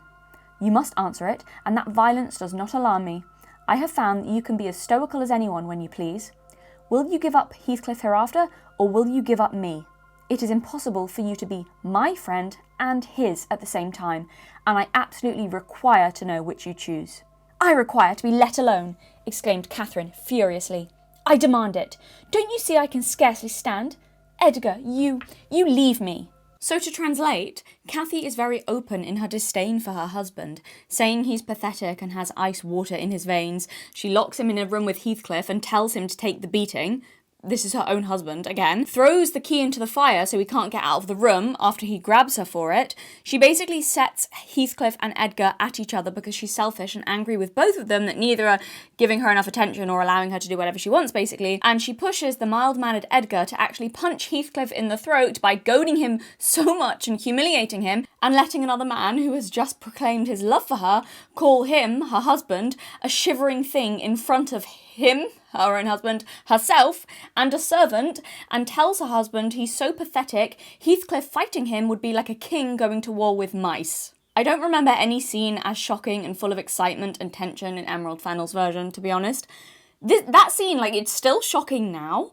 Cathy is outrageous in what she thinks she can get away with, flaunting her old romantic flame in front of her husband, and when her husband finally reprimands her, she tells Nellie to lie to him and tell him that he's made her really ill by basically standing up to her and putting his foot down, because she wants to frighten him for daring to have a problem with her insane behaviour. It's like, how dare he? I'll scare him. Tell him I'm really ill. He's made me ill because of... he's upset me so much by standing up to me and putting his foot down and setting a boundary. That is far more of an interesting, high tension and exciting scene than anything in the movie that I remember. Why would you cut that? It adds to the passion and deplorable nature of everybody. It adds, surely that scene adds to the toxic, messed up romance between the two of them and is really intense and passionate, but also a little bit raw, primal, and fucked up, which is what they wanted to express. I don't understand why you would cut that scene. It's an exciting scene. Why would you cut the two male love interests fighting over the heroine used loosely, if you want to tell a shocking and passionate love story? Why would you cut out her having instigated it all, if you wanted to show how flawed she is as a character? And how jealous she is? And all of those things. I don't understand why, it's just such a great scene for demonstrating all of their whole dynamic and the characters of each of them and how manipulative and awful kind of Cathy is. And then the weird love story between her and Heathcliff and how they use other people. And Edgar is like a pawn as part of that. In the film version that Emerald Fennell did, we just see Edgar put his hand on Heathcliff's shoulder and comfort him after his own wife has died. He fucking hated Heathcliff in the book. Edgar fucking hated Heathcliff. Which also, like, again, what I don't understand, if you're talking about making a raw, primal, high-passion version of Wuthering Heights, why would you cut out all the rage and anger and hatred that some characters had for each other? Particularly over a woman, particularly over, like, if that's what you want to get across. They hated each other because they were both in love with Cathy. And, I don't understand why would you cut out that rage and that jealousy if you're talking about primal and raw and illicit and sexuality. Surely that primal jealousy is such a key element that would get all that across. If you wanted to tell like an erotic, sexy version of Wuthering Heights, it just doesn't make sense to me why you would cut things like that. This is what I mean. The original novel, in many ways, was more shocking and more of those things. And in the movie as well, I mean, they should have even more of a reason to hate each other.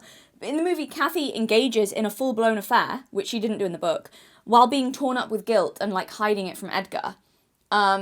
Not my Cathy. My Cathy enjoys the drama and having men fight over her and is utterly self-centered. So I'm going to read another scene again to illustrate my point, another high emotion scene. This is the scene where Cathy is dying. Heathcliff has snuck into the house. It's the last time they see each other in the novel. And this also comes across as far more impactful, intense, and also more raw and primal than any scene in the movie. In the movie, he didn't get there in time for her to still be alive, and she just like hallucinates him coming into the room, and it just did not have the same impact. It felt more kind of tender and loving rather than how this scene actually comes off, which is actually raw and primal and toxic and fucked up and codependent and intense and all of the things. And also erotic undertones, I would say. There's a lot of physicality in this scene. Just to clarify again, this scene, again, is edited down just for brevity, just to make it quicker. So there are sections that I've cut out, but I wanted to get the vibe across without taking up too much time, because I know these are very long. Oh, Cathy, oh my life, how can I bear it? Was the first sentence he uttered, in a tone that did not seek to disguise his despair. What now? Said Catherine, leaning back and returning his look with a suddenly clouded brow. Her humour was a mere vein for constantly varying caprices. You and Edgar have broken my heart, Heathcliff, and you both come to bewail the deed to me, as if you were the people to be pitied. I shall not pity you, not I. You have killed me, and thriven on it, I think. How strong you are. How many years do you mean to live after I am gone? Heathcliff had knelt on one knee to embrace her. He attempted to rise, but she seized his hair and kept him down. I wish I could hold you, she continued, bitterly, till we were both dead. I shouldn't care what you suffered. I care nothing for your sufferings. Why shouldn't you suffer? I do. Will you forget me?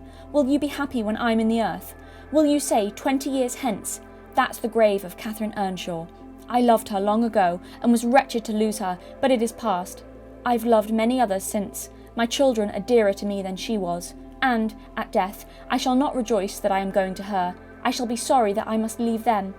Will you say so, Heathcliff? Don't torture me till I'm as mad as yourself, cried he, wrenching his head free and grinding his teeth. He had taken her arm with the other, and so inadequate was his stock of gentleness to the requirements of her condition, that on his letting go I saw 4 distinct impressions left blue in the colourless skin. Are you possessed with a devil? He pursued, savagely, to talk in that manner to me when you are dying? Do you reflect that all those words will be branded in my memory and eating deeper eternally after you have left me? You know you lie to say I have killed you, and, Catherine, you know that I could as soon forget you as my existence. Is it not sufficient for your infernal selfishness that while you are at peace I shall writhe in the torments of hell? I shall not be at peace, moaned Catherine. I'm not wishing you greater torment than I have, Heathcliff. I only wish us never to be parted, and should a word of mine distress you hereafter, think I feel the same distress underground, and for my own sake, forgive me. Come here and kneel down again. You never harmed me in your life. Nay, if you nurse anger, that will be worse to remember than my harsh words. Won't you come here again? Do. In her eagerness, she rose and supported herself on the arm of the chair. At that earnest appeal, he turned to her, looking absolutely desperate. His eyes, wide and wet, at last flashed fiercely on her, his breast heaved convulsively. An instant they held asunder, and then how they met I hardly saw, but Catherine made a spring, and he caught her, and they were locked in an embrace from which I thought my mistress would never be released alive. In fact, to my eyes, she seemed directly insensible.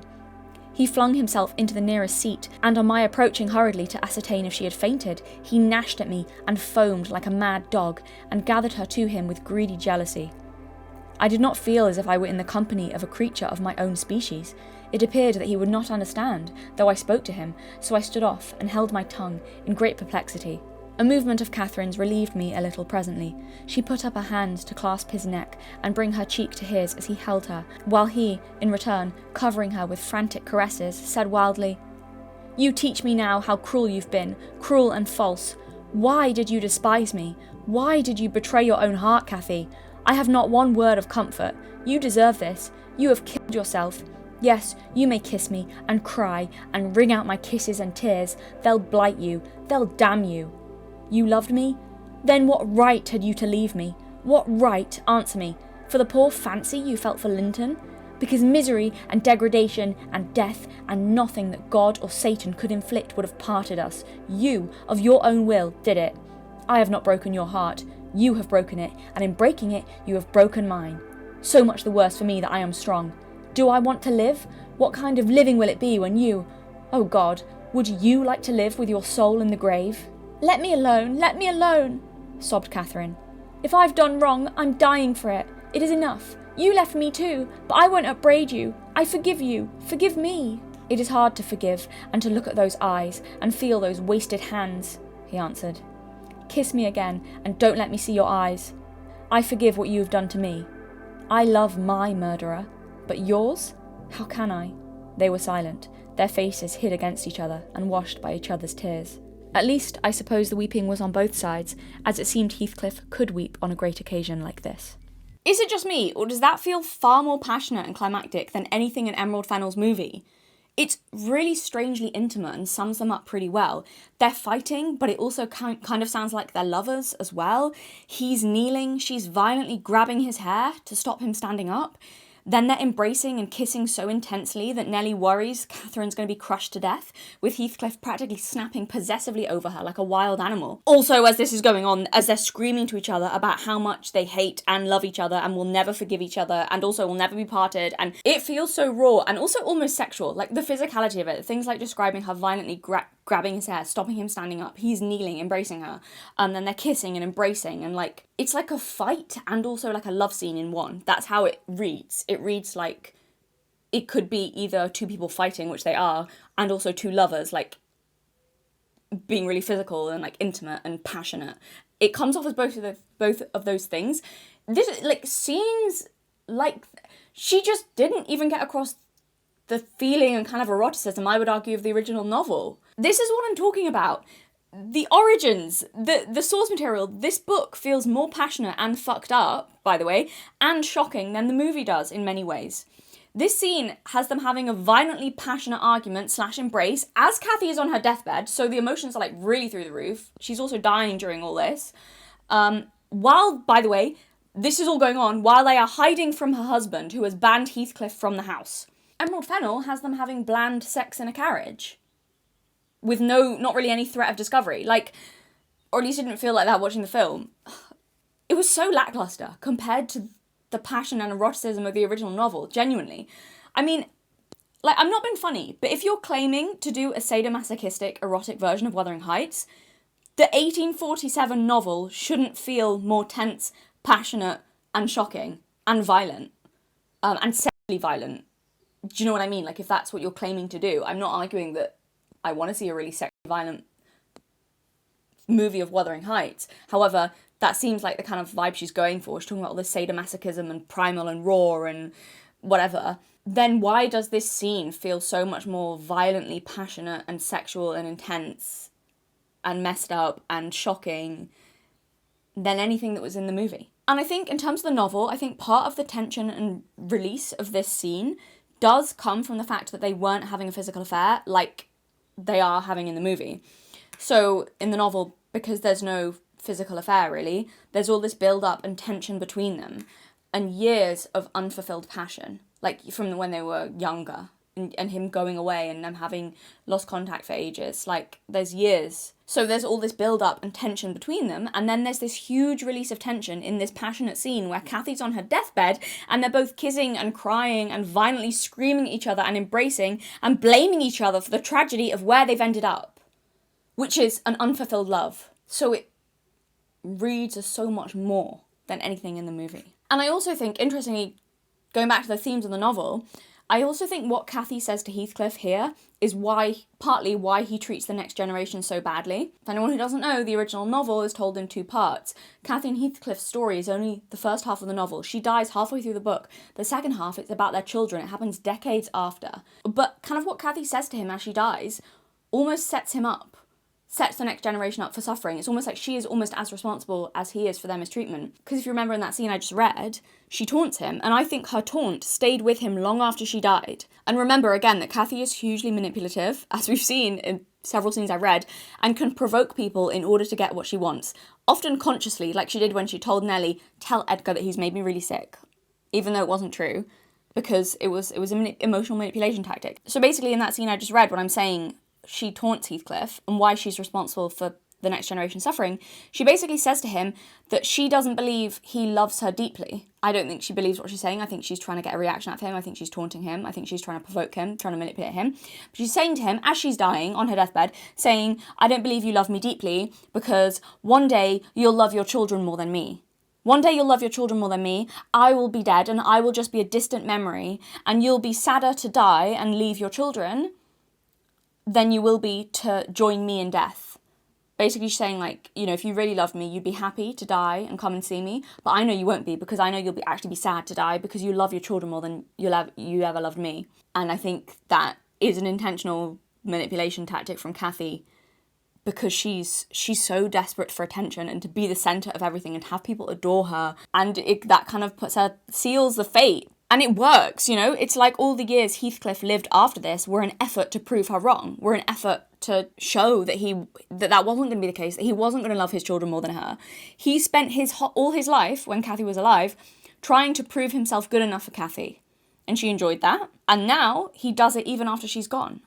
He proves he loves her so much, he will show no tenderness or affection to either of their children, nor to Hareton, who's not his biological son, but he thinks of as his son. And even Hareton, who he does care for, he does have feelings of affection for Hareton, but he can't bring himself, even then, to be kind to him, because, yes, partly because he's driven by hatred and vengeance, but also, I think, he's proving to himself and to her spirit that he cares about Cathy so much, he will not care for anything or anyone else. Even a child he's come to see as a son. He's like proving to her spirit. So Cathy's kind of just as much of a villain in the second half as him almost, but just in a ghostly way. It's like he's so cruel to the children because they represent the fact that time has moved on. He's in a fixed state of a young man still in love with Cathy, and she's in a fixed state as a ghost. They're both stuck in their pasts, frozen as barely past children, refusing to change and grow and forgive. And again, this is why part 2 of the book is so important, because Wuthering Heights is not a love story, or at least is not just a love story.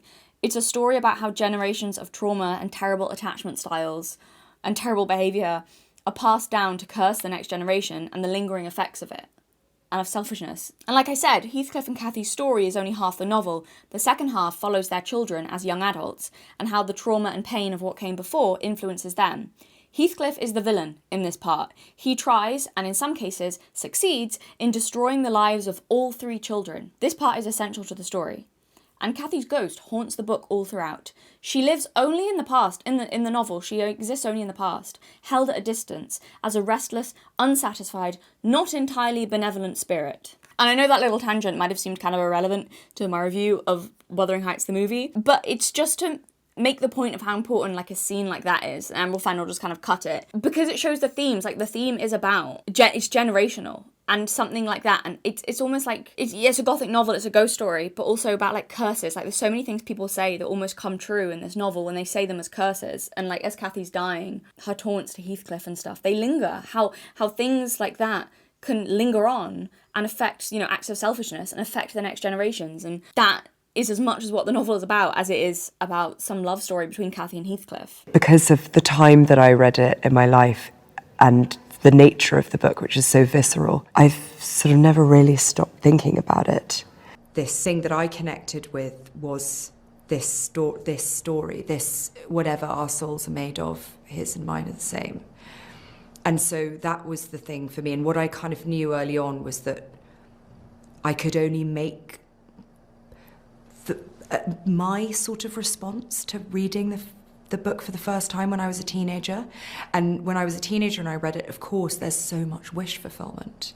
You know, they do kiss, they do get together to some degree. You know, there are things in there that I have added for my own need because I loved the book so much and I always desperately needed some kind of sense of like, I don't know, for it to go a little bit further. So just adding this in here, I came across this particular clip of Emerald as I was editing, and I'm just adding all this in because I think it says something really important and impactful actually about why the original Wuthering Heights book is so powerful and has such a lasting power and feels so much more erotic than her movie. She even knows why, but not consciously, and she completely missed the point. So as she says, Wuthering Heights, she read it as a teenager and it got under her skin, and she just needed, she's done this movie as wish fulfillment because she just needed them to kiss. She needed something to happen for their love to be fulfilled in some way. I would argue the reason the book was so powerful and stuck with her for so long is because their love was not fulfilled in the book. There was all this yearning. They're never really together. And I think if they had been, I would suggest that she and many others would not have found the book as powerful or as erotic or as full of yearning or as long-lasting and long-lingering if that thing had been fulfilled. And Emerald's movie, having, as I've said in this video, not only fulfilled that need, but gone way beyond into sex scene after sex scene and not even that great of a build-up or no tension. It destroys that original feeling that I think has caused her to think about Wuthering Heights for the past however many years. So ironically, the very thing that she wanted to fix in her adaptation of Wuthering Heights and make them get together, because she needed that as wish fulfillment for her, is the very thing that makes her version nowhere near as sexy, to be honest with you, or erotic or long-lasting or like has that same yearning feeling. She missed the point, even while kind of getting it in a way. So yeah, I think, and again, her just saying that it's like wish fulfillment and she's just doing her own thing. So here's something else that Emerald Fennell said about the book in response to criticism. "I've been obsessed. I've been driven mad by this book," she said. "I know that if somebody else made it, I'd be furious. It's very personal material for everyone. It's very illicit. The way we relate to the characters is very private." Yeah, but I mean, it's like that with most books, isn't it? Isn't it? Don't we all relate to the characters of any book we read in a very private way? But not all adaptations get this level of backlash or criticism or outrage or people being like, what are you doing? I don't necessarily think that's because Wuthering Heights has some status different to other works of classic literature. I think it's because you did a poor job at adapting it. And I think it feels like she's trying to pass the buck there with criticism. But regardless, that aside, here's my main problem with this quote though, what she said. So here we get to her obsession with the whole drive me mad part of things. So drive me mad is a direct quote from the book, from the original novel, and it was all over the promotional material for this film.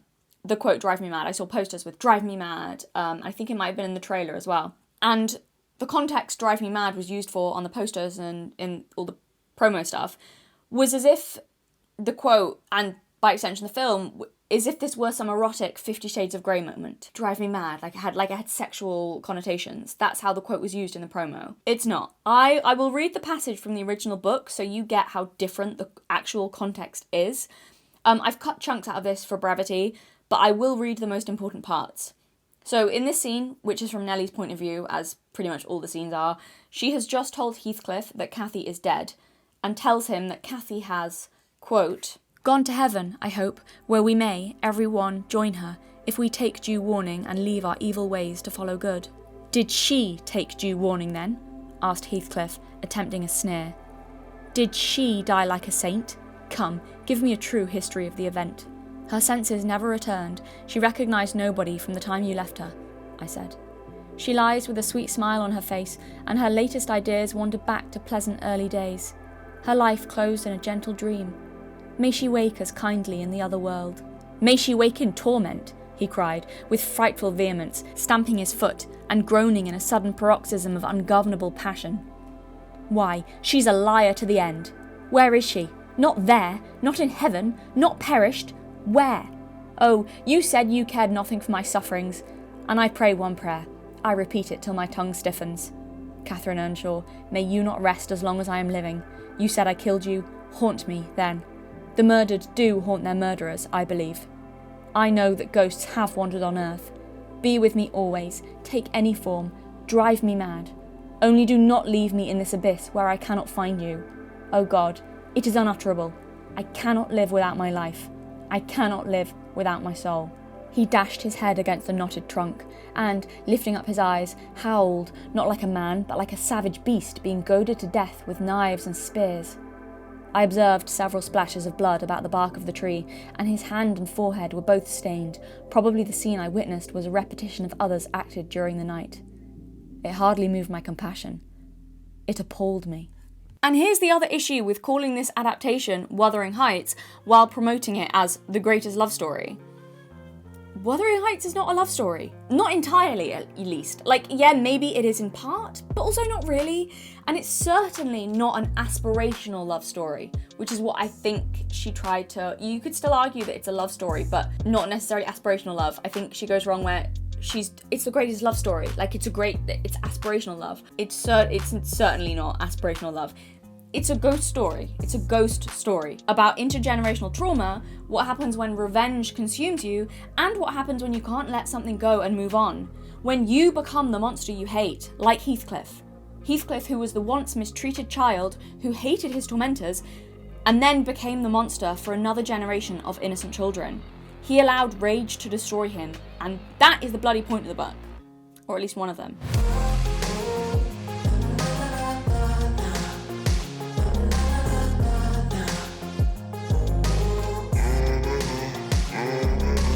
So this scene, that scene I just read, the Drive Me Mad, it's as tangled up with hate as it is with love. It's not a lustful scene, it's an anguished one. When Heathcliff says, drive me mad, he doesn't mean drive me mad with sexiness. He's not said to Cathy in like this moment, like, oh, drive me mad. When he says it, he means, fuck you, you irredeemable bitch, for leaving me here and dying. Also, I hope you suffer. Also, whatever Nellie says, I know you didn't go to heaven because it's laughable to me that you would have taken due warning and left your evil ways behind you because you're an awful person. And that's fine with me because I curse you to never enter heaven. I curse you to be a restless spirit. I curse you to haunt me. Torment me like I wish you'd be tormented because I can't live without you. I know ghosts exist, so become one of them to stay here with me. Even if it literally drives me crazy and I lose my mind. And I go crazy, not in a sexy way, but actually go crazy. And now I'm going to bang my head against a tree until I bleed because I'm absolutely mental. I'm actually going to be driven mad, and not in a hot way. And that's the element to Wuthering Heights you would never know if you only saw Emerald Fennell's movie. It's a ghost story. It's a gothic novel. The whole novel starts 20 years after Cathy's death, when some characters have visions of her as a wraith who's been wandering the moors alone and tormented for a couple of decades. And this is important. This is really important because it adds another layer to this speech of Heathcliff's that we then later on in the novel find out that he said on finding out that she was dead. We wonder, did his curse succeed? Did he actually curse her to never rest, to be a wandering spirit, to take any form, to be there always? And what kind of love is it when you willingly damn the soul of your beloved? Heathcliff is a villain with mercy for no one, not himself, not Cathy. Drive me mad is not an erotic quote like we saw on all the posters claiming this is the greatest love story ever told. It's a deeply disturbed and selfish one. Remember also in the novel, her death is the second time Cathy abandons him. The first time was when she married Edgar Linton. And that moment, this kind of second abandonment, is not as powerful in the film because Emerald Fennell has them having this full-blown affair that never happens in the book. In the film, the abandonment is not as real because she's still sleeping with him. So he's not really been abandoned. It's like he's not as fully. In the novel, Heathcliff went away after he heard Cathy say that he was beneath her. He went and built his fortune and he came back and it was all pointless because Cathy was already married. And then she left him again by dying, and all those feelings they have for each other remain totally unfulfilled, and I think that's a large part of his pain. Them having an affair does lessen the impact of this moment, make his anger and rage towards her less understandable because she didn't abandon him fully like she did in the novel. In the novel, I think his rage is also largely from unfulfilled passion with nowhere to go. And the problem is, Heathcliff simply isn't Heathcliff without all his anger and rage. He's fueled almost entirely by bitterness and vengeance and unfulfilled dreams. Dreams stolen from him. He's very possessive. He had the love of Cathy's father and a place in the family, and then when Mr. Earnshaw died, he was cast out, and that was stolen from him, as he saw it, by Cathy's elder brother. He had Cathy's love that he saw as rightfully his, and then again, Linton stole that. So after that, he makes it his mission to take those things from other people. Wuthering Heights is a gothic novel about generational trauma, revenge, and what happens when someone cannot forgive or let go of the past. It's not an aspirational love story. Heathcliff is a villain, not the smouldering hero. And Emerald Fennell just cut so many core themes from the story and did a poor job of exchanging them for her own because, like I said, her movie wasn't even sexy at the end of the day. Which brings us, as well, to another theme she cut out, which are the racial elements of the story. So this is the scandal that's probably been most talked about in regards to the film, and that is casting Jacob Elordi as Heathcliff and claims of whitewashing the character. So I actually have less of a problem with his casting than I do with Margot Robbie's, and before you get up in arms, I will explain why. Let me present my case. I agree with the criticism to some extent, by the way, and I'll get on to fully talk about why, but that comes more from how she cast and dealt with the characters around Heathcliff. So, a lot of this discourse about Heathcliff not being white comes from this line in the book, quote, "A little Lascar or an American or Spanish castaway." Lascar refers to, I believe, South Asian sailors at that time. So there's a lot of ambiguity about his race, but he's most frequently described as a gypsy, though again, the book is quite vague. A lot of the criticism I've seen of Elordi's casting comes from Americans or from a very modern point of view when they say that Bronte clearly intended his character not to be white. So I think modern audiences, particularly American audiences, underestimate just how homogenous and pale people were in 18th century rural northern England and the racialized terms that were used to describe people that maybe nowadays wouldn't be considered non-white, or also what the term gypsy generally refers to. And again, I understand why people make those arguments, and we're using words like Lascar as well, and I would agree if words just like that were solely used, but the fact there's ambiguity, described also as American, he could be American or Spanish, the fact that there's that ambiguity there, I don't think it's automatically whitewashing to cast, but I'll go on to explain. So again, I'm not disagreeing with the racial arguments, but hear me out. I'll share a couple of personal stories to illustrate my point. So my maternal grandparents both grew up in rural northern England, and they grew up about 100 years after Wuthering Heights was published. My grandmother was called a lot of the same things that Heathcliff was called. She was called a gypsy, people said that her skin was dirty, that she was dark, all of those things. Her own mother was Romani, which was why my grandmother was darker than the people around her, but to a modern eye, when she was alive, she would look entirely white. She had olive skin and dark hair, but really not noticeably non-white in a modern context. She wouldn't have been described as non-white in a modern context. She even had pale eyes. But everyone around her looked so different and was so much paler, they called her dark-skinned. I have another story of my grandfather, who grew up a few villages over from my grandmother, who himself, he was as pale as like others in his community, strawberry blonde hair, pale skin, you get it. When he was still alive, he told me once a story when he was younger about the time that a Spanish family moved into the village next from his, the village over from his, when he was 6 years old. This was such a big deal that him and all the other village children walked for half a day just to get to the next village to see what Spanish people looked like. Again, he was 6 years old and it was the 1940s before you judge him. Sorry, slight correction. At that point, when he was 6 years old, it would have been the 1930s. But still, same point. Anyway, he told me that he and the other children at the time literally couldn't believe that people could be that dark. When they saw them, they were shocked. They had never seen people who looked like that before. Again, this family was just Spanish. So I hope these two stories illustrate what I'm trying to say about how people in that time and place compared to people now, or in America particularly, and also how different their concept of race was and what it was to describe someone as dark then and in that time and era, and what it means to a modern reader reading it. And I think, basically that's the point I'm trying to make.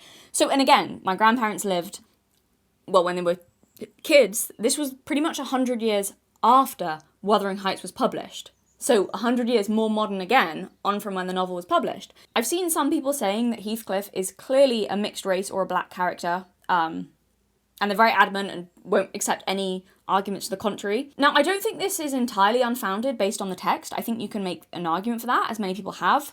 However, I do personally believe that if he was, the book and the characters around him would have been very explicit about that, rather than ambiguous, considering the time and the place.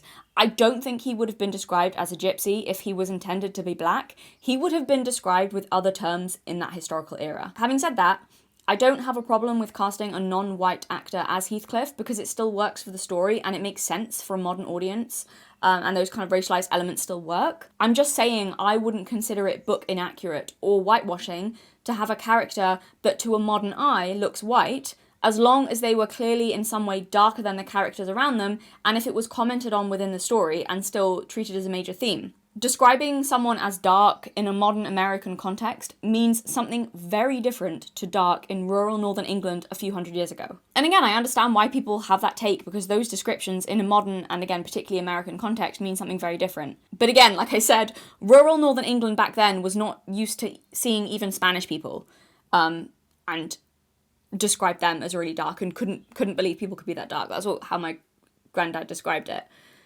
at the time, and from my grandmother's experiences of being dark in that environment as well. But again, not to a modern eye. I just struggle to believe that there would have been ambiguity in that era about his race if he was intended to be black, very clearly intended to be. I don't think there would have been as much ambiguity. I don't think he would have been described as a gypsy. I don't think they would have said, oh, maybe you could be American or Spanish. Yeah. And when I say that people from that era and place were not used to seeing people that looked vastly different, I know people are going to say, you know, Heathcliff was from Liverpool, which he was, that's where he was found, which had perhaps a more diverse population than where he was then taken to, Wuthering Heights. But my point is, the story's set in Wuthering Heights, all the characters are from a rural community in northern England. If it was set in Liverpool, I think there'd be a stronger case for that. And you could argue that characters were more used to seeing more diverse range of people, but I think, like, on the moors in that era, you didn't really get a lot of strangers. However, that does not mean that there is not a racial aspect to Heathcliff, because there absolutely is. Taking away all racialized aspects of Heathcliff completely does make it book inaccurate. Taking away all references the characters make to how dark he looks and how different he is does change an aspect of the story in how he was treated, like he was othered, and also changes how other characters react to him, and the suspicions they had about his parentage and origins. I'm pretty sure in the novel, Heathcliff is speaking another language when he first comes to Wuthering Heights. And Emerald Fennell did totally ignore this aspect of the story. It's utterly bizarre to me that you would remake Wuthering Heights and cast the man who plays Edgar Linton as being darker than the man who plays Heathcliff, and also cast Nellie as an Asian actress. The reason being, this completely massacres a key part of Heathcliff's character and experience in the world. One of the reasons Cathy marries Linton over Heathcliff is, yes, because he's rich, but also because he's white and respectable and English and has a place in society, and everyone knows who his parents are. There's no doubt or wonder or worry that there would have been that era. Where's he from? Is he from respect? Like, all of those things. It just doesn't make any sense. Casting Nellie as an Asian woman is also a totally weird choice, because in the book, Nellie is also a character that racializes Heathcliff and wonders about his heritage. So to cast her, I think, as a non-white character is really weird, especially in the context that you've cast Heathcliff to look whiter than her. That is weird. It's just a bizarre choice. Also, Nellie not having a Yorkshire accent in this adaptation is an anti-Northerner hate crime. Nellie is a servant in the novel, and it's really important, I think, in the Wuthering Heights adaptation that you show the servants as being whiter than Heathcliff, because it adds to his feelings of inferiority and rage when even the servants look down on him and treat him with suspicion and like he doesn't belong. Heathcliff doesn't have to be mixed race, in my opinion. However, if he's not the darkest character in your movie, and if this isn't noticed and reacted upon by other characters, you've gone very, very wrong somewhere and totally messed up a key theme of the story. He's no longer an outsider, an other. Ironically, in having a diverse cast, you've totally actually removed those racial elements of the story. Heathcliff stands out as being different and darker than everyone else, including all the servants. He always feels rejected and like he doesn't belong, and being racialized is one of the reasons why. and having unknown parentage and not belonging anywhere or to anyone, and like being alone, and he doesn't have a heritage like all the other characters there. He doesn't know where he's from. He's not around his family. He's not like Edgar Linton, where in that context, in that society, it's like, oh, I know who his parents are. I know he's from a respectable family. I know all of that. Like, it's an element, it's such an element to Heathcliff's story of not having roots, of people treating him like he's almost temporary, like they don't know where he's from. That kind of suspicion and that him feeling like he doesn't properly belong it's just important. It's important for his story. I think also as well, the racial aspects add to Hindley's rage. Hindley, who is a character that Emerald Fennell totally removed from her adaptation, which is crazy because he's such an essential character. So Hindley is Cathy's elder brother, and their father preferred Heathcliff over him. So Hindley feels like he's been cast aside for some foreign orphan that he thinks should be beneath him, and this is something that massively propels him to treat Heathcliff poorly, to kind of put him in his place. He's like, who is this? This orphan from nowhere that, they just turned up and taken mine by birthright. That's an important element, I think, to their dynamic. Their hatred for each other is about as key to the story as Heathcliff and Cathy's love for each other. So to remove his character entirely reminds me again that this is Emerald Fennell's personal erotic fantasy wearing the skin of Wuthering Heights. That's the real skin wall. I think casting who in the book is pale-skinned, blonde-haired Edgar Linton as darker than Heathcliff is genuinely deplorable for a Wuthering Heights movie. Heathcliff hates Linton for several reasons, but one of which is that Linton belongs where he does not, and takes what he sees as his, and that's Cathy. It's an accurate portrayal of English society at the time, and it's an important aspect in Heathcliff's rejection by that society, the resulting trauma, and his rage which he then perpetrates onto the next generation. Having a diverse cast, but meanwhile Cathy and Heathcliff being the whitest people in it, that to me felt like trying to get diversity points cheaply, without actually engaging with the deeper themes of race in the story. It was like, I think, virtue signalling over substance, I thought. And look, Elodie could have played Heathcliff. I think there is a world in which, like visually how he looks, he could have played Heathcliff. He has Basque heritage, I believe. So I don't think his casting is necessarily whitewashing in and of itself. Again, with the ambiguity around Heathcliff's race and how people saw things at the time. So I don't actually have a problem with him being cast as Heathcliff, but the story and the other castings around him would need to have been handled very differently to still maintain the core themes while having Elodie as Heathcliff, and Emerald didn't do that.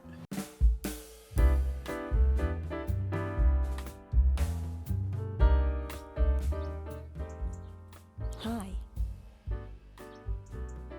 Are you tortured by never knowing what happened to the unreleased scripts from my unfinished video series, like parts 2 and 3 from my review of Netflix's Winx?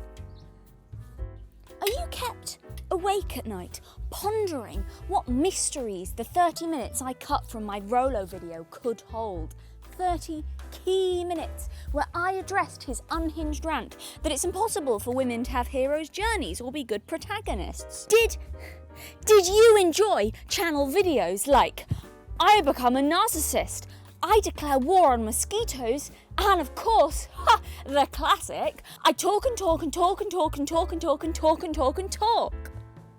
If the answer to any of those questions is yes, then joining my online cult could be the right choice for you.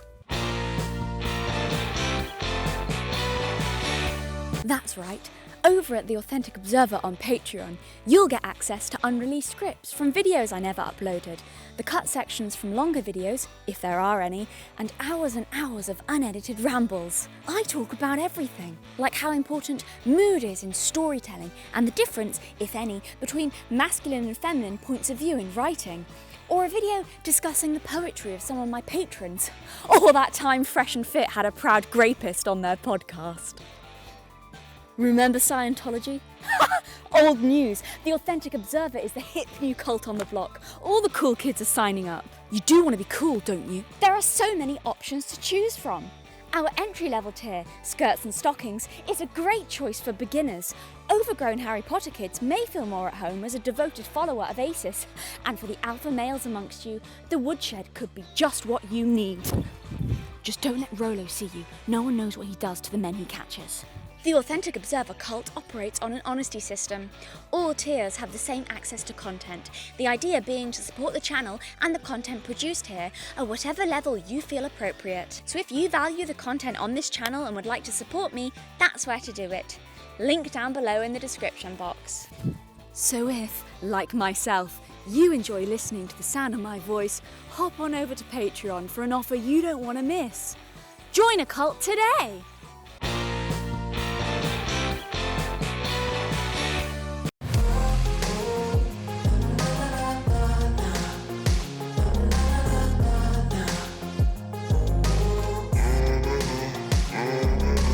So I want to read you something Charlotte Bronte, Emily's sister, wrote about Wuthering Heights after Emily's death. It's the closest thing we have to Emily's interpretation of her own text. That of her sister, who lived with her, knew her intimately, grew up in the same environment, wrote alongside her, and no doubt talked with Emily about her books as they were being written and published. Something that is clear to anyone who reads Wuthering Heights is how huge and looming the moors are in this story, and I don't just mean physically. I mean thematically. The setting is as much a character as anything else. It's at the heart of the story. I have cut it down, as I have cut down most things in this video, so I've cut sections out. So Charlotte Bronte writes this about her sister's work. To strangers who knew nothing of the author, who are unacquainted with the locality where the scenes of the story are laid, to all such, Wuthering Heights must appear a rude and strange production. The wild moors of the north of England can for them have no interest. The language, the manners, the very dwellings and household customs of the scattered inhabitants of those districts must be to such readers in a great measure unintelligible, and, where intelligible, repulsive. Men and women who, perhaps, naturally very calm and with feelings moderate in degree and little marked in kind, have been trained from their cradle to observe the utmost evenness of manner and guardedness of language, will hardly know what to make of the rough, strong utterance, the harshly manifested passions, the unbridled aversions and headlong partialities of unlettered moorland hinds and rugged moorland squires, who have grown up untaught and unchecked, except by mentors as harsh as themselves. Charlotte defends her dead sister by writing that though the story seems strange to others who aren't from the wild moors like they are, for her, it's an accurate representation of the harsh landscape and environment, and the people. Like the wild land has gotten into their bones and formed them, the people they grew up with, themselves, and thus, the novel Wuthering Heights and the characters too.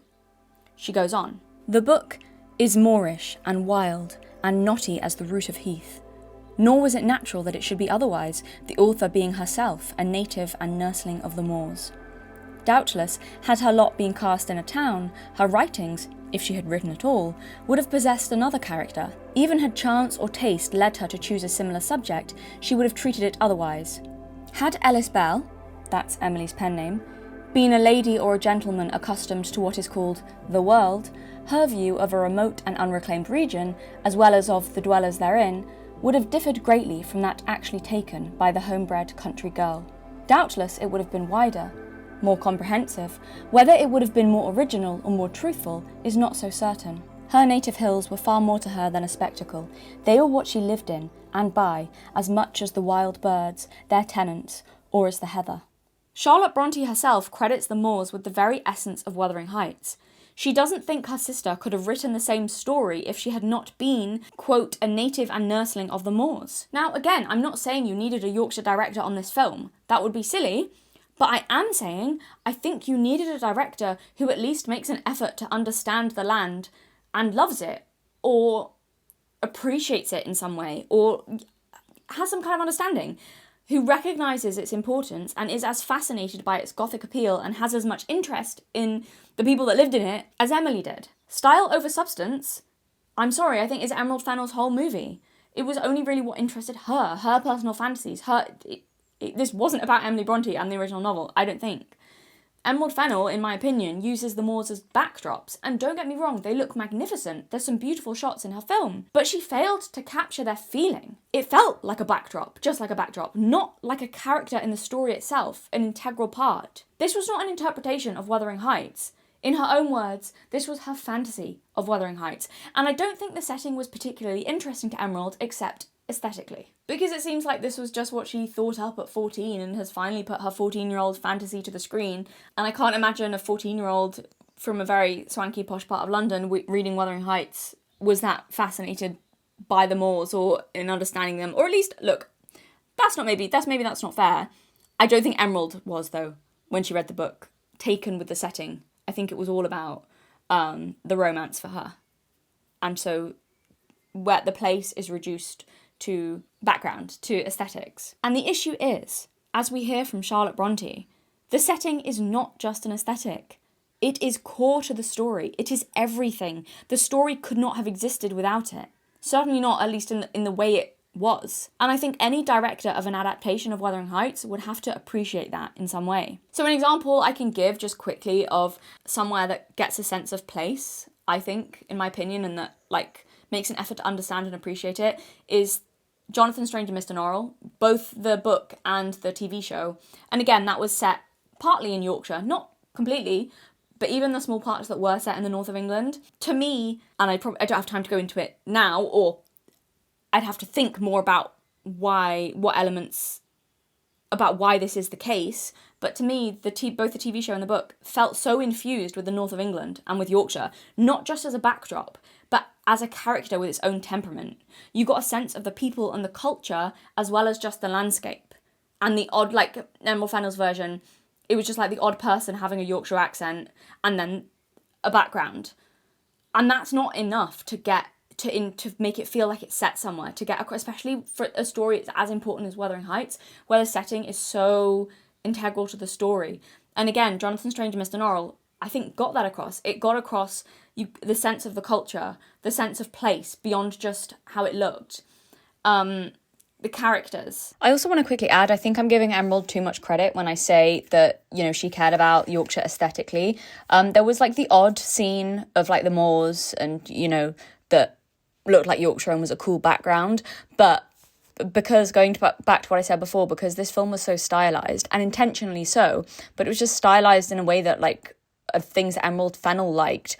It wasn't like stylized in any way that made me think of Yorkshire. Again, Jonathan Strange and Mr. Norrell, you could also say was very like aesthetically strong and very stylized, but even the things that were slightly exaggerated or stylized felt like the north of England. Whereas Emerald Fennell, I don't think she actually did care that much even aesthetically about Yorkshire. It was just things like the ridiculous, you know, Heathcliff in front of the sunset, and it was really bright colours and all of that. Yeah, even visually, like there wasn't that much of an effort to make it feel like it was set somewhere. It was just like, oh, isn't this thing pretty and this backdrop pretty and this thing, which, yeah, cool for your own film. Do your own film then. Because for someone else's story, especially Wuthering Heights, especially when the setting is so integral to everything, to where it's set, to the characters, when the characters themselves express such a love of the setting, it's really weird to not have that expressed in the film. But I don't think she cared. She wasn't bothered about that. She wanted to do something erotic and sadomasochistic, as she said so many times. I don't know what it was about Emerald Fennell's version that even the characters with kind of northern accents, they did not feel like, I didn't see anyone in that film that I was like, yeah, that's a Yorkshireman. Do you know what I mean? Like, whereas Jonathan Strange and Mr. Norrell, I'm like, I know blokes like that. I've met blokes like that, like Childermas, like, even like Mr. Norrell, and that's not to say that people from Yorkshire are hugely different than people from the rest of Britain, but there's like small nuances and cultural things, and I don't know, that I just feel like no effort even was made. I wouldn't be as harsh on this if I felt like she'd at least made an effort to get across the place. I just didn't. I think it was just like, oh, isn't this pretty, and put on a bit of a Yorkshire accent and it's fine, with no like actual appreciation or understanding for the setting. And for me, the setting is one of the themes of the story as well. Like, the moors are not just where Wuthering Heights is set. They're alive, really. They have a character, and they have formed the characters that live there and guided their actions. Again, Charlotte Bronte herself argues. She didn't write Wuthering Heights, but she's the sister of Emily, and I think we can put a lot of weight to her words, having, you know, lived alongside her as it has been written and everything. Like, the moors are the place that Cathy's ghost is trapped, lonely and wandering, finally at one with the hills that she grew up on and loved so much. They're harsh and cruel and passionate and raw and intense and fierce and honest, like the characters. The land is a character. You have to love the land to make an adaptation work. I really do believe that of Wuthering Heights. It's a Gothic novel, and the place is so much a part of it. It's in the wild, cruel, passionate natures of Cathy and Heathcliff themselves. So there are so many different interpretations of Wuthering Heights, of the novel. I think that's why it's one of the lasting classics, because there's so many different discussions and ways you can take it.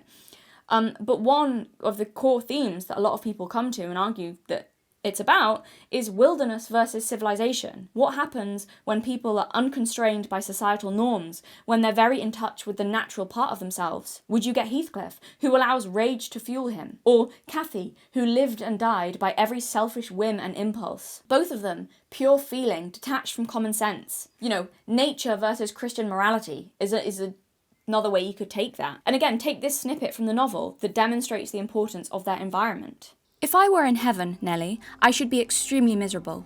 Because you are not fit to go there, I answered. All sinners would be miserable in heaven. But it is not for that. I dreamt once that I was there. I tell you I won't hearken to your dreams, Miss Catherine. I'll go to bed, I interrupted again. She laughed and held me down, for I made a motion to leave my chair. This is nothing, cried she. I was only going to say that heaven did not seem to be my home, and I broke my heart with weeping to come back to earth, and the angels were so angry that they flung me out into the middle of the heath on the top of Wuthering Heights, where I woke, sobbing for joy. That will do to explain my secret, as well as the other. I've no more business to marry Edgar Linton than I have to be in heaven, and if the wicked man in there had not brought Heathcliff so low, I shouldn't have thought of it.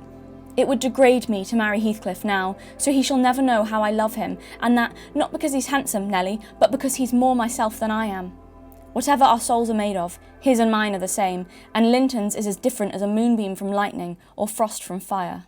Cathy doesn't want to go to heaven. She wants to be on the moors, in the wild, with Heathcliff. It's a little bit brutal and pagan, really, you could argue. Like, in her dream, she wasn't only cast out of heaven, but she wanted to be cast out of heaven. In that moment, she goes against her nature and her desires, and she chooses respectable society, represented by Edgar Linton, even though this was against her nature, against her soul, you could argue. Her soul, which is linked in the novel, again and again, to both Heathcliff and the moors, her environment. And thus, in her own words, she had no business marrying Edgar Linton. This is what I mean. The themes go far beyond, like, greatest love story, or sadomasochism, or kinky. And if you believe that the waif is real, the wandering ghost we see at the beginning of the novel, if you believe that that was a true apparition, Cathy gets her wish to be banished from heaven and bound to Wuthering Heights forever. She's doomed to wander the moors decades after her death, always on the outside. You know, let me in, like she says to Edgar Linton, let me in. She can't. She's like the Kate Bush's song Wuthering Heights. Heathcliff, it's me, it's Cathy, I've come home. Like all of that has more of the essence of the gothic nature of Wuthering Heights than Emerald Fennell's movie, honestly. Heathcliff clearly believes that that she's real, that she's still there. He throws open the windows and calls to her, calling her to come back to him. She ends up like totally at one with the moors. Like she says, her and Heathcliff have souls made from the same stuff, lightning or fire, and Linton is gentler, like frost or moonbeams. She and Heathcliff have the essence of the wild in them. This is expressed so often in the novel. They're like personifications of the land almost. The land is so important thematically to everything in this novel. Like, the shots of the moors were beautiful in Emerald Fennell's version, but Cathy didn't feel part of them. She's supposed to look wild and part of the landscape, not like milkmaid Barbie. So to go back to my earlier point when I was talking about like how Margot Robbie just looks so out of place and like she's just been plonked there in the land, this is not just a small visual gripe I have with Emerald Fennell's movie, that she didn't look like a woman from that time and she didn't look like Cathy. It goes beyond that. It goes to the very theme of the film. It shows a fundamental misunderstanding of who Cathy is and what the story is about. Cathy is so infused with the land. You should see her on and she should look like she's born from it, because she is. Like she's formed, like it formed her. And like in her death, she's a ghost part of it and wandering, you know, the moors. Again, not like milkmaid Barbie, where you're like, this woman has clearly gotten lost and stumbled here. What are you doing here, Margot? You should be on a beach in Australia or California. That's what it looked like. So we'll read more of Charlotte's defence. Having avowed that over much of Wuthering Heights there broods a horror of great darkness, that, in its storm-heated and electrical atmosphere, we seem at times to breathe lightning, let me point to those spots where clouded daylight and the eclipsed sun still attest their existence. For a specimen of true benevolence and homely fidelity, look at the character of Nellie Dean. For an example of constancy and tenderness, remark that of Edgar Linton. Some people will think these qualities do not shine so well incarnate in a man as they would do in a woman, but Ellis Bell could never be brought to comprehend this notion. Nothing moved her more than any insinuation that the faithfulness and clemency, the long-suffering and loving kindness which are esteemed virtues in the daughters of Eve, become foibles in the sons of Adam. She held that mercy and forgiveness are the divinest attributes of the great being who made both man and woman, and that what clothes the Godhead in glory can disgrace no form of feeble humanity. So Charlotte tells us that her sister Emily valued traits like faithfulness, kindness, and a loving nature in men as highly as women. She tells us that Emily believed mercy and forgiveness were the most divine qualities a human could possess, whether they were male or female. So I think this is really important. It gives us an interesting insight into Emily's character. And I think this can also give us some insight into understanding Wuthering Heights and why the second half of the story, I think, is so important to the themes and probably to the story that she's trying to tell. The whole first half of the novel, a ghost story, Emily sets up several horrible, spiteful, jealous, selfish, and cruel characters in Hindley, Catherine, and Heathcliff. They all suffer in their own ways and are punished for their actions. In the second half of the novel, that is where they gain redemption, through their children, the next generation. Both Heathcliff and Hindley, who hated each other in life, are weirdly sort of united and redeemed in death through a shared son, sort of, Hareton, who is Hindley's biological son, who became Heathcliff's adopted son, and a son that he actually cared about, Hareton, as he says, even though he treated him abominably. And Hareton, who was raised just like Heathcliff, managed to overcome this treatment and became a far sweeter soul. Heathcliff, if he is redeemed at all, is redeemed through Hareton, not actually through his own biological son. And then Cathy Jr. did what her mother did not, and chose to marry the man who her mother would have described as it would degrade her to marry him. But that's what she chose. She helped educate him instead. And I think the second half, it's such a key part of the story that to cut it out arguably rips the heart out of the novel and makes it a totally different story than Emily intended to tell. She took her characters right to hell and damned them and brought it full circle with the redemption of the next generation. Because of this insight we're given, when we're told by Charlotte what Emily believed about gentleness and kindness being admirable traits in a man, we could also infer that the story is, her demonstrating what happens when one refuses to forgive or show mercy and holds on to anger for years, like Heathcliff. He robbed himself of a relationship with the two boys who saw him as their father. He could have loved them. He could have found joy in young Cathy being a reminder of the woman he loved and watching her grow and be happy. Instead, he chose to crush them all. And he was the only one who lost, really, in the end, from that. There is a dry, saturnine humour in the delineation of old Joseph, and some glimpses of grace and gaiety animate the younger Catherine. Nor is even the first heroine of the name destitute of a certain strange beauty in her fierceness, or of honesty in the midst of perverted passion and passionate perversity. Heathcliff, indeed, stands unredeemed, never once swerving in his arrow-straight course to perdition, from the time when the little black-haired, swarthy thing, as dark as if it came from the devil, was first unrolled out of the bundle and set on its feet in the farmhouse kitchen, to the hour when Nellie Dean found the grim, stalwart corpse laid on its back in the panel-enclosed bed, with wide-gazing eyes that seemed to sneer at her attempt to close them, and parted lips and sharp white teeth that sneered too. Heathcliff betrays one solitary human feeling, and that is not his love for Catherine, which is a sentiment fierce and inhuman, a passion such as might boil and glow in the bad essence of some evil genius, a fire that might form the tormented centre, the ever-suffering soul of a magnate of the infernal world, and by its quenchless and ceaseless ravage effect the execution of the decree which dooms him to carry hell with him wherever he wanders. No, the single link that connects Heathcliff with humanity is his rudely confessed regard for Hareton Earnshaw, the young man whom he has ruined, and then his half-implied esteem for Nellie Dean. These solitary traits omitted, we should say he was child neither of Lascar nor Gypsy, but a man's shape animated by demon life, a ghoul, an afreet. Whether it is right or advisable to create things like Heathcliff, I do not know. I scarcely think it is. But this I know, the writer who possesses the creative gift owns something of which he is not always master, something that at times strangely wills and works for itself. The fact Charlotte points out that Heathcliff was almost totally irredeemable and that his love for Catherine was hellish and possessive, and she doesn't consider that a human quality, but that she sees his feeling for Hareton and Nellie as being the only thing that stops him from being a literal demon or ghoul, is telling. His love is not aspirational or great, but inhuman, according to Charlotte. Wuthering Heights was hewn in a wild workshop with simple tools out of homely materials. The statuary found a granite block on a solitary moor. Gazing thereon, he saw how from the crag might be elicited the head, savage, swart, sinister, a form moulded with at least one element of grandeur, power. He wrought with a rude chisel, and from no model but the vision of his meditations. With time and labour, the crag took human shape, and there it stands colossal, dark and frowning, half statue, half rock, in the former sense terrible and goblin-like, in the latter almost beautiful, for its colouring is of mellow grey, and moorland moss clothes it, and heath, with its blooming bells and balmy fragrance, grows faithfully close to the giant's foot.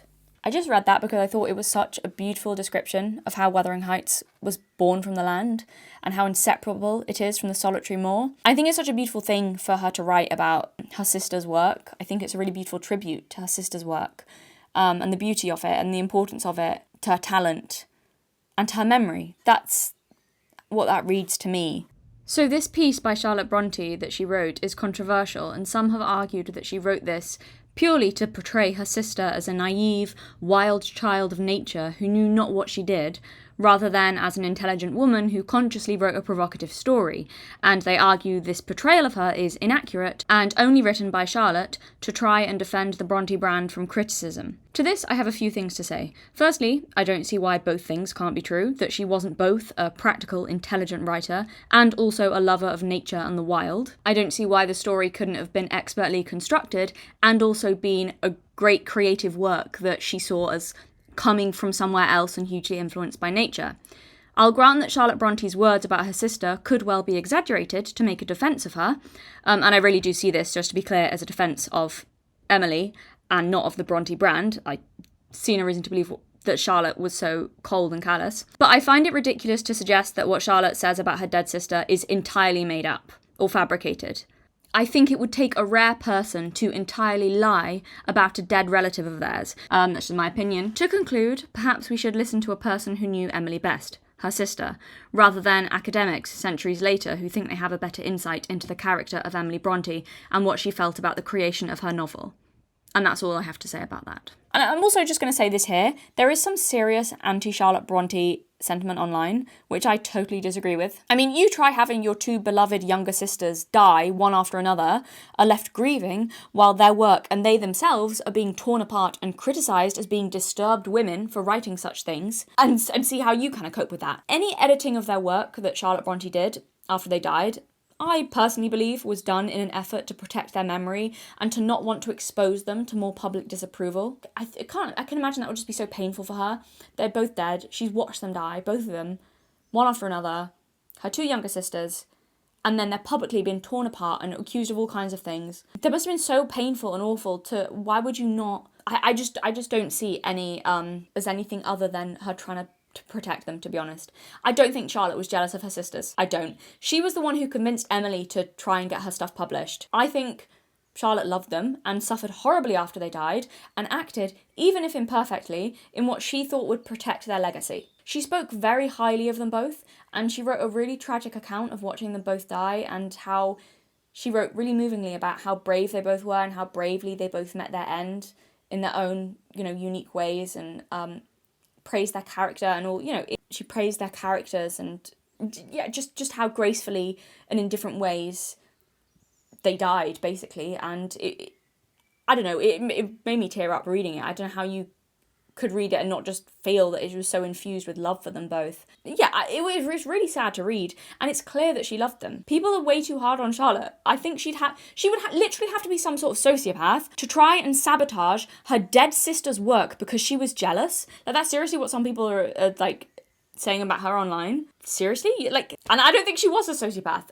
I don't think people get just how crazy she would have to be to do that out of jealousy after they were both already dead. I don't think it was that at all. I think she didn't want people to think badly of them, and she was left alone to deal with it all as she's grieving, and she was basically the caretaker of their memories. She was defending her sisters, I think, in just trying to protect them from any other criticism or thinking people are going to take this like this. I've got to protect and defend their legacy. That's what I think. I think she did the best she could in removing any mud that people slung at their names. In her own words, at the end of a new introduction to their books, she wrote, "This notice has been written because I felt it a sacred duty to wipe the dust off their gravestones and leave their dear names free from soil." Pretty much sums it up. I think that's her motivation. People need to back off Charlotte Bronte. And also it's very easy in hindsight to look back and go, oh my god, you guys are great works of literature well into the future. Charlotte Bronte didn't know that. All she knew, she didn't know they were all going to be remembered and their work revered centuries down the line. All she knew was that her two sisters had recently just died and she didn't want them to be embarrassed in death, and anything that could look badly on their name or make them look bad, and they were getting so much criticism. And it's very easy in hindsight, I think, to look back, but she had no idea of that. I think it was just very much like, I want to preserve their memory and people not to misinterpret in the way I think they're going to misinterpret. Anyway.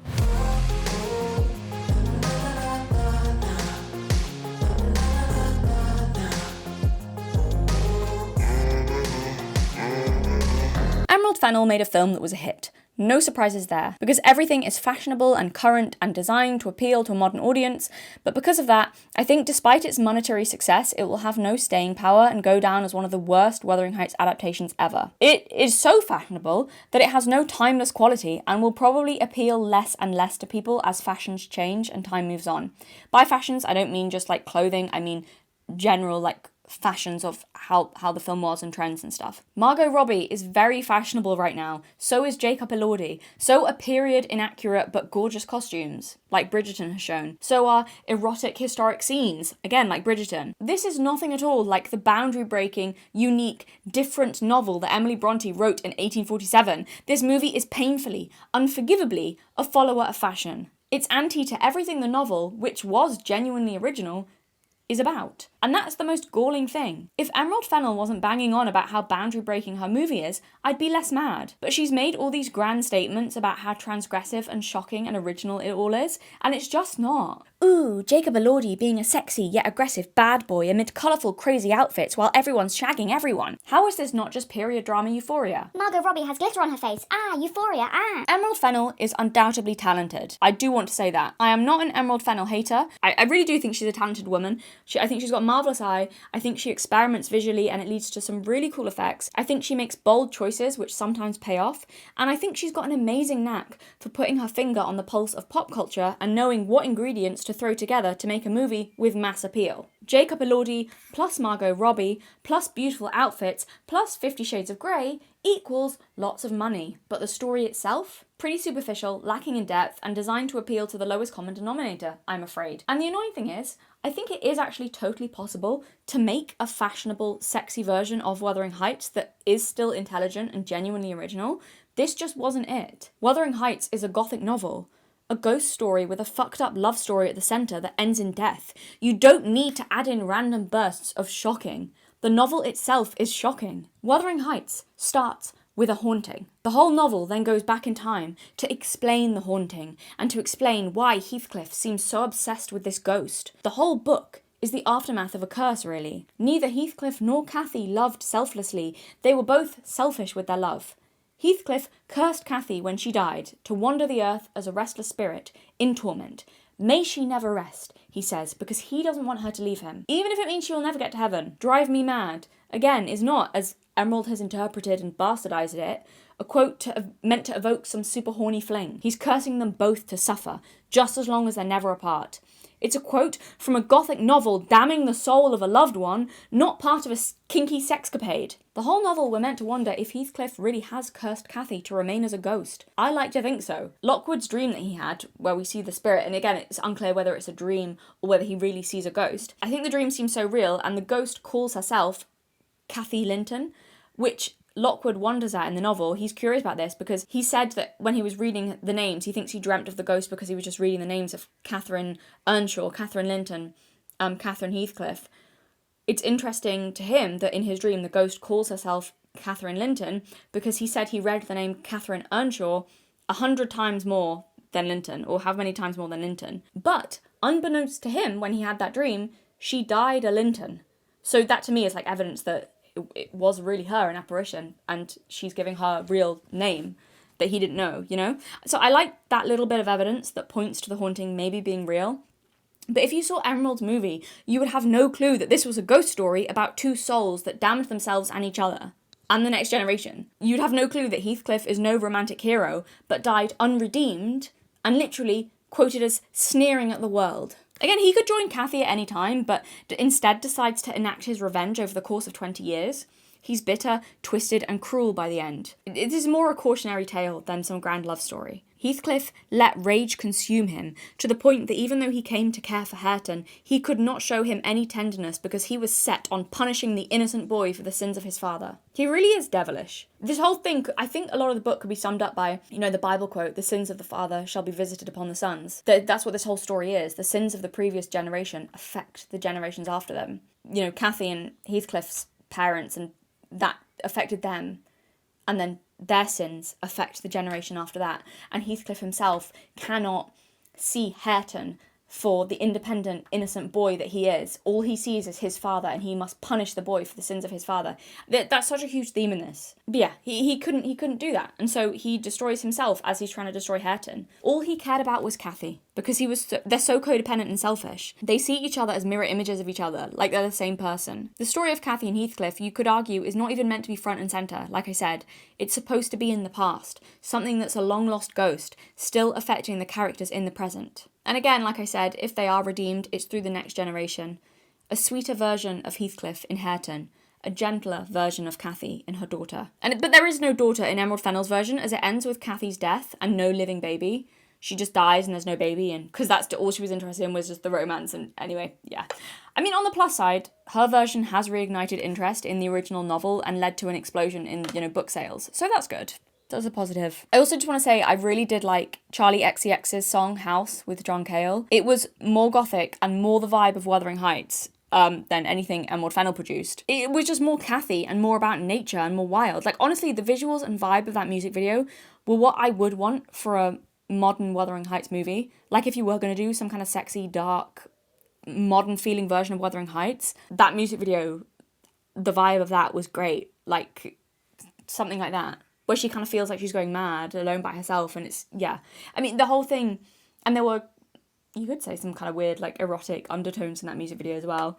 I think that music video felt ghostly and strange and sad and passionate and angry and weirdly intense. Wuthering Heights, it is hard to adapt. Emerald is right, it is. But her biggest sin, in my opinion, is that I don't think she tried. I think she cared not for the book, but only what she imagined the book to be. She adapted her own fantasy, not the actual story. And I wish she'd just created her own original story like she did with Saltburn, and it could be something inspired heavily by Wuthering Heights. And she could even say that in interviews, it's inspired by things I love, like Wuthering Heights, but it's my own thing. Like, no one would mind that. They would probably think it was really cool. Because she clearly just wanted to tell some sort of Gone with the Wind, Wuthering Heights mashup, as evidenced by the posters, which just look like Gone with the Wind, and the costumes, again, just look like Gone with the Wind. And it's like she's changed Cathy's character to not be really like Cathy, but to feel like Scarlett O'Hara in Gone with the Wind. Like, I think she just wanted to do Gone with the Wind, but with Wuthering Heights. For me, Cathy is this kind of, in modern terms, I guess, Cathy's kind of a Scarlett O'Hara. She's a star. She's a star stuck in the middle of nowhere. She's capricious, she's cruel, she's vain, she's naughty, she's provocative. She could have just done her own film that was, like, inspired by both those things in a mashup. And I think a film that was inspired by both of those things could be really cool. Just not if it's claiming to be Wuthering Heights. Because instead of something unique and original, all you end up with is a bad adaptation of a beloved story that's clearly only using the IP for marketing purposes while actually telling your self-insert personal fantasy bodice-ripping story. It should also have been set in a different era, because she clearly didn't like the fashions of the time, I don't think. Again, it was like she wanted to do Gone with the Wind. Another reason the Yorkshire setting, I think, didn't feel quite real, and why the moors and the themes of the story were ignored. She should have just done Gone with the Wind and set it like in America or something. I don't think she liked the setting or the time period or made any effort to really be true to that. I think that's why, again, the Yorkshire setting of the time and the place did not feel real, because they mean nothing to Emerald Fennell personally. This wasn't Wuthering Heights. This was Emerald Fennell, the teenage fantasy, starring Jacob Elordi. So the second story YouTube channel did an interesting video that I came across while thinking about this movie and this topic, and the video was called Fanfiction Has Destroyed Writing. She talks about self-indulgence and prioritising pleasure over difficulty in storytelling. She says, quote, "Self-indulgence for a writer means that every storytelling choice made by the writer is prioritising the writer's fantasies, pleasures, appetites and desires over the story, the characters, or overall quality." If this doesn't sum up Emerald Fennell's approach to Wuthering Heights, like everything from the casting to the costumes to the story choices to the erotica, I don't know what does. So the second story clarifies that she's not saying writers shouldn't write what they like, but that writers should sometimes put that aside for the good of the story in order to make the story better. But she says, however, that a self-indulgent writer would never do such a thing because the primary function of writing for a self-indulgent writer is personal gratification, and this necessitates the avoidance of anything that is particularly uncomfortable to the writer. Self-indulgence means that villains can't be too disturbing, or rather the wrong kind of disturbing, as that would be uncomfortable for the writer to write. I can't think of a better example of this, talking about villains, than Emerald Fennell's Heathcliff. It would be uncomfortable to portray him accurately, to admit sexual attraction for a man who tried to kill his wife's dog just to torment her, who abused an unwilling wife who was not into consensual pet play kinky relationship, and to a man who also tried to destroy the lives of 3 innocent children. That would be uncomfortable, and thus destroy her self-indulgent sexual fantasy, and thus Emerald removed it. This isn't Wuthering Heights. This is a personal sexual fantasy put to screen and sanitized, ironically, out of all the darker elements of the story. Despite her claiming that it's so dark and sadomasochistic, she's actually sanitized the character of Heathcliff. So I'll finish with this quote from the second story's video, as we remember that Emerald Fennell cast a woman of her age who looks like her to play a famously brunette teenager. Self-indulgence is what drives writers to put themselves in stories, as often the main characters. Insanely, not only is this common, it's also encouraged. Writers are told to write based on their emotions and their desires and needs. Writing is approached at best therapeutically and at worst narcissistically, instead of artistically. Thank you everyone very much for watching. Subscribe to my second channel, Galatea's Fairy Fruit, for creative stuff. We're gonna have fun over there, more creative things, more casual, more just creative stuff rather than like analytical stuff. Join Patreon if you like for more film and book talks, as well as other stuff over there. We've got an informal book club over there too. And if there was anything in this video that you didn't like or agree with, that was Acis's idea, so please only contact him directly with your complaints. Thank you everyone very much for watching, and look after yourselves.